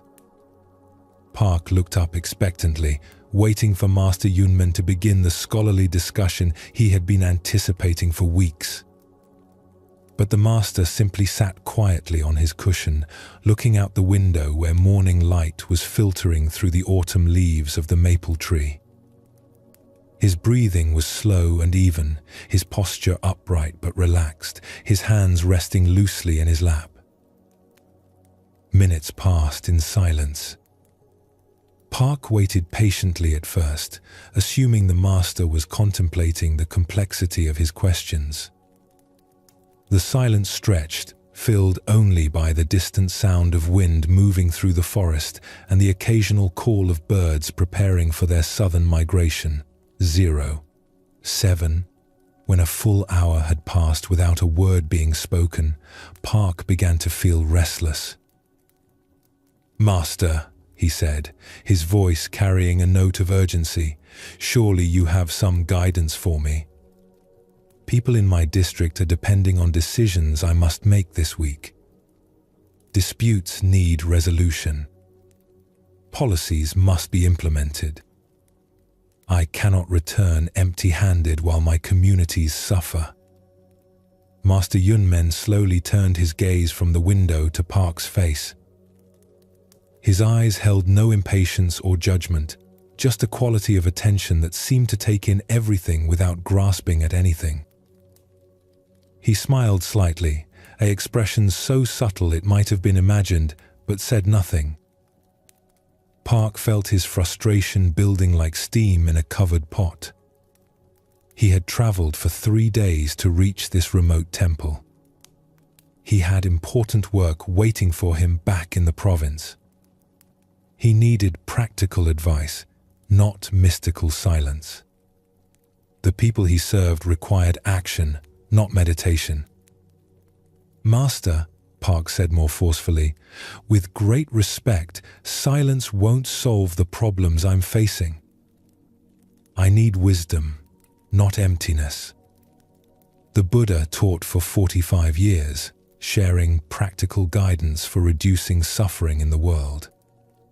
"Surely you have some teachings to offer someone trying to serve others." Master Yunmen reached slowly for a clay pot that sat beside his cushion and poured tea into 2 simple cups. The liquid was pale green and fragrant with mountain herbs and flowers. He lifted 1 cup in both hands and drank with obvious appreciation, his eyes half closed as he savored the warmth and flavor. Then he offered the 2nd cup to Park. Park accepted the tea reluctantly, his mind still churning with questions and frustration. But as he lifted the cup to his lips, something subtle began to shift in his awareness. The tea was warm against his mouth, carrying flavors he couldn't immediately identify, grass and flowers, and something mineral that spoke of mountain springs. For a moment, his attention was completely absorbed in the simple act of drinking. He wasn't thinking about grain distribution policies or water rights disputes. He wasn't analyzing competing approaches to corruption or weighing the political implications of various enforcement strategies. He was just drinking tea, fully present with the warmth in his hands and the taste on his tongue. When the cup was empty, Master Yunmen refilled it without being asked. This time, Park noticed the weight of the clay vessel, still warm from the tea. He noticed the steam rising in delicate spirals. He noticed the sound the liquid made as he swallowed. His breathing, which had been shallow and tight since arriving at the temple, began to deepen naturally. They shared tea in this way for the remainder of the morning, sitting in the golden light that streamed through the temple's paper screens. No words were spoken, but something was being transmitted that had nothing to do with language or concepts. Park found that his racing thoughts were beginning to slow like a spinning wheel, gradually losing momentum. By midday, Park realized that for the first time in months, his mind had stopped its constant problem-solving activity. He wasn't replaying yesterday's difficult decisions or rehearsing tomorrow's challenging meetings. He wasn't analyzing policy options or calculating political risks. He was simply present with the immediate reality of sitting in a peaceful temple, breathing mountain air, sharing tea with a man who seemed to embody the very tranquility Park had been seeking through all his studying. "Master," Park said quietly as the afternoon light began to slant lower through the windows, "I came seeking answers to specific questions, but I'm discovering something unexpected. Peace. A stillness I haven't felt in months. How is this possible when none of my problems have been solved?" Master Yunmen set down his empty cup with the same careful attention he had given to every movement throughout the day. He looked at Park with eyes that seemed to contain infinite depth and warmth, then spoke for the first time since the young official's arrival. "When you stop stirring muddy water," he said, his voice carrying the same quality of stillness that characterized his presence, "it becomes clear on its own." These were the only words Master Yunmen spoke during Park's entire visit. But in that simple statement, Park understood something that all his months of studying and analyzing had not taught him. He had been stirring the waters of his mind constantly, thinking, planning, worrying, comparing options, seeking solutions, doubting decisions. The more he stirred, the muddier his thinking became. The more frantically he searched for answers, the more confused and overwhelmed he felt. But in the silence of the temple, he had stopped stirring. And in that stillness, a natural clarity had begun to emerge. Not answers to his specific policy questions, but something more fundamental, a calm awareness that could meet any situation without being overwhelmed by it. Park remained at the temple for 4 more days, sitting in silence with Master Yunmen. They took meals together, worked in the temple garden together, and meditated together, all without extensive conversation. Occasionally, the master would make a brief observation, "The persimmons are ripening," or "Rain comes before evening," but mostly they inhabited a companionable quiet that seemed to deepen Park's understanding without adding any information to his conscious mind. Each day of silence revealed new layers of peace Park hadn't known existed within him. His breathing continued to deepen and slow. His shoulders, which had been perpetually raised in a posture of defensive readiness, gradually lowered into a more natural position. The knot of anxiety that had taken up permanent residence in his stomach began to dissolve like salt in warm water. More surprisingly, Park began to experience moments of what he could only describe as natural wisdom, insights that arose not from thinking, but from the spacious awareness that remained when thinking stopped. Sitting quietly in the temple garden, watching leaves fall from the ancient maple tree, he would suddenly understand something about balancing competing demands or approaching conflicts with both firmness and compassion. These insights didn't come as thoughts or ideas, but as a kind of direct knowing that felt more reliable than any conclusion he had reached through analysis. When he tried to grasp them with his intellectual mind, they would slip away like water through cupped hands. But when he simply rested in the awareness from which they arose, they remained available as a source of guidance that needed no external validation. When Park finally prepared to return to his duties, he felt fundamentally changed.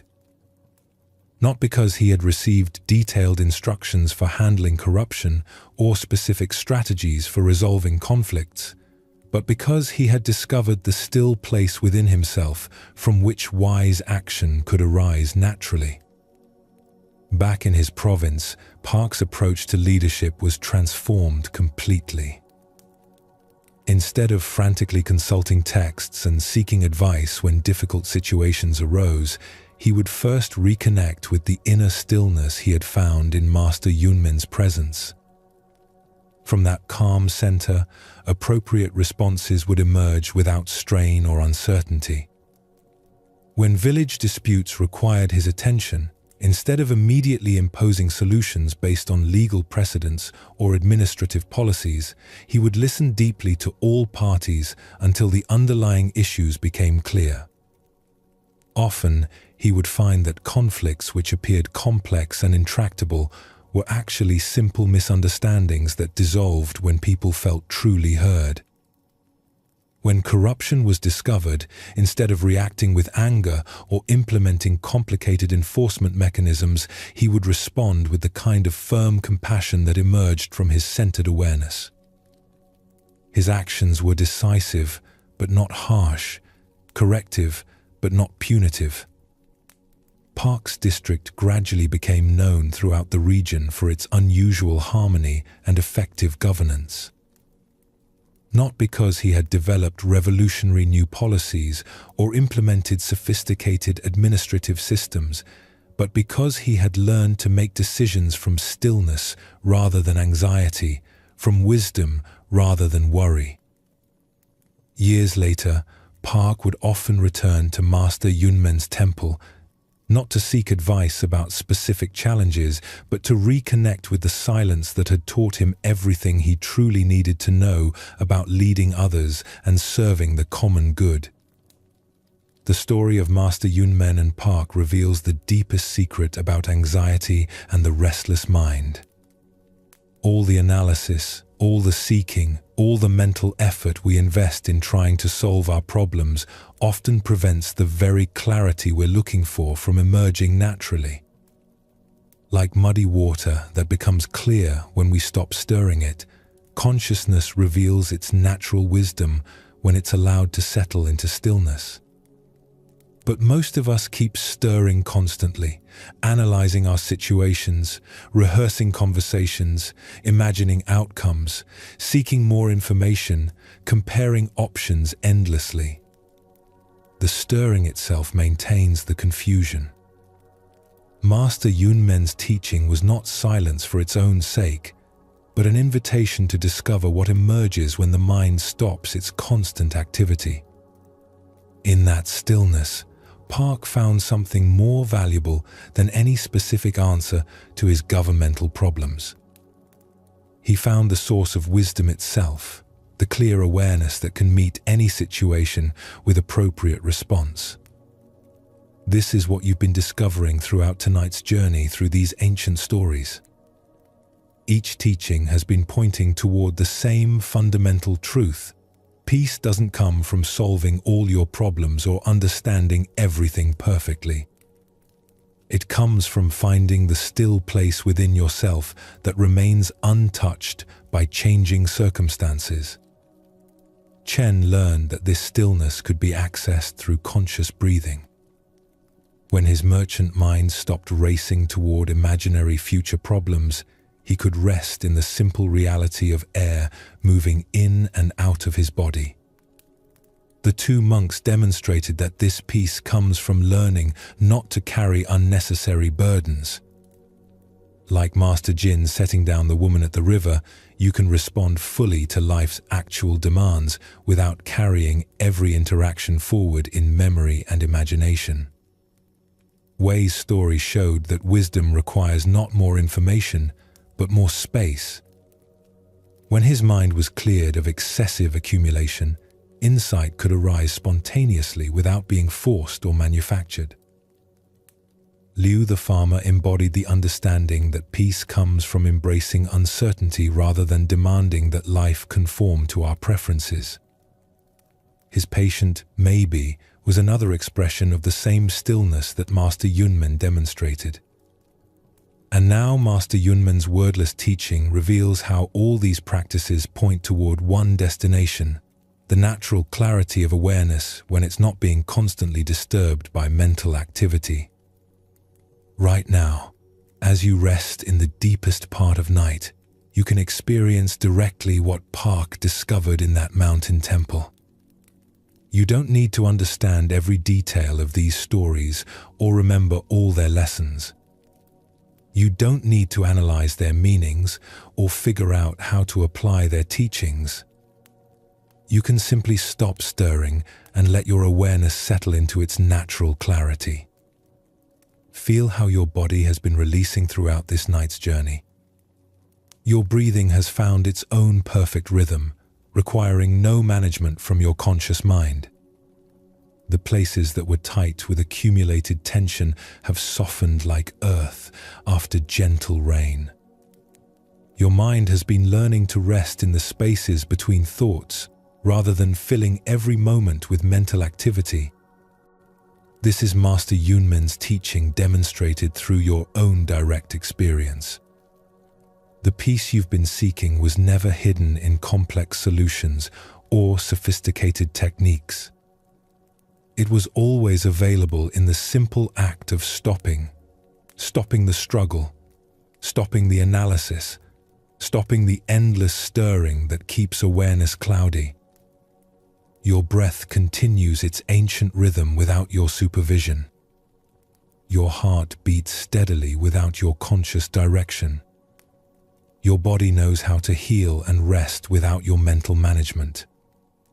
There is a vast intelligence operating within your being that functions perfectly without constant input from your thinking mind. As you allow yourself to sink deeper into rest, trust this intelligence completely. Trust that your life can unfold appropriately without your mind needing to solve every problem in advance. Trust that wisdom will arise when it's needed, just as it did for Park when he learned to govern from stillness rather than anxiety. The cherry blossoms outside Master Yunmen's temple fell when their time had come. The tea was warm when warmth was what the moment offered. The silence was complete when completeness was what both teacher and student required. Nothing was forced, nothing was rushed, nothing needed to be different from what it naturally was. Let this be your meditation now as consciousness prepares for sleep, not an effort to achieve anything, but a gentle allowing of what's already happening. Your awareness is settling into quiet depths as naturally as darkness deepens at the end of day. Your mind is learning to rest in the vast stillness that exists beneath all surface activity. There's nothing you need to remember from tonight's teachings. No techniques to practice, no methods to implement, no insights to preserve. The stories have already done their work, planting seeds in deeper layers of your being that will grow according to their own seasons and timing. Like Park returning to his province, you'll carry this stillness with you into tomorrow's activities. Not as something you learned, but as something you remembered, the natural peace that was always available beneath the mental stirring, the clear awareness that can meet any situation without being disturbed by it. Rest now in Master Yunmen's wordless Dharma. Let the night's silence be your temple hall. Let your slowing breath be your meditation bell. Let the gradually fading thoughts be like visitors departing after the teaching session has concluded.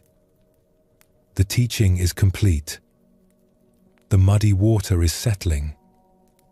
Clarity is emerging naturally, not through effort, but through the profound relief of finally stopping all the unnecessary stirring. Your consciousness knows how to descend into sleep as naturally as rivers flow toward the ocean.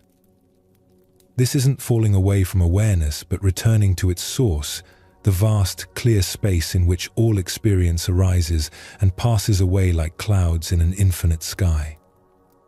Sleep deeply in this recognition. Rest completely in this understanding. The ancient wisdom lives in you now, not as information, but as the very ground of your being, as natural as breathing, as peaceful as still water, as free as the limitless sky of awareness itself. Let the night carry you into dreams that arise from this stillness, and into a sleep so deep and restorative that when you wake, you'll know something has fundamentally shifted. Not because you learned something new, but because you finally stopped stirring long enough to discover the crystal clarity that was always here, waiting patiently beneath the surface of all your beautiful, unnecessary concern. The water is clear now. The mind is still. The heart is at peace. And in this perfect stillness, everything you ever needed to know reveals itself without words, without effort, without anything at all, except the infinite presence that you have always been and will always be. Sleep well, and thank you for joining us here at Sleepy Monk.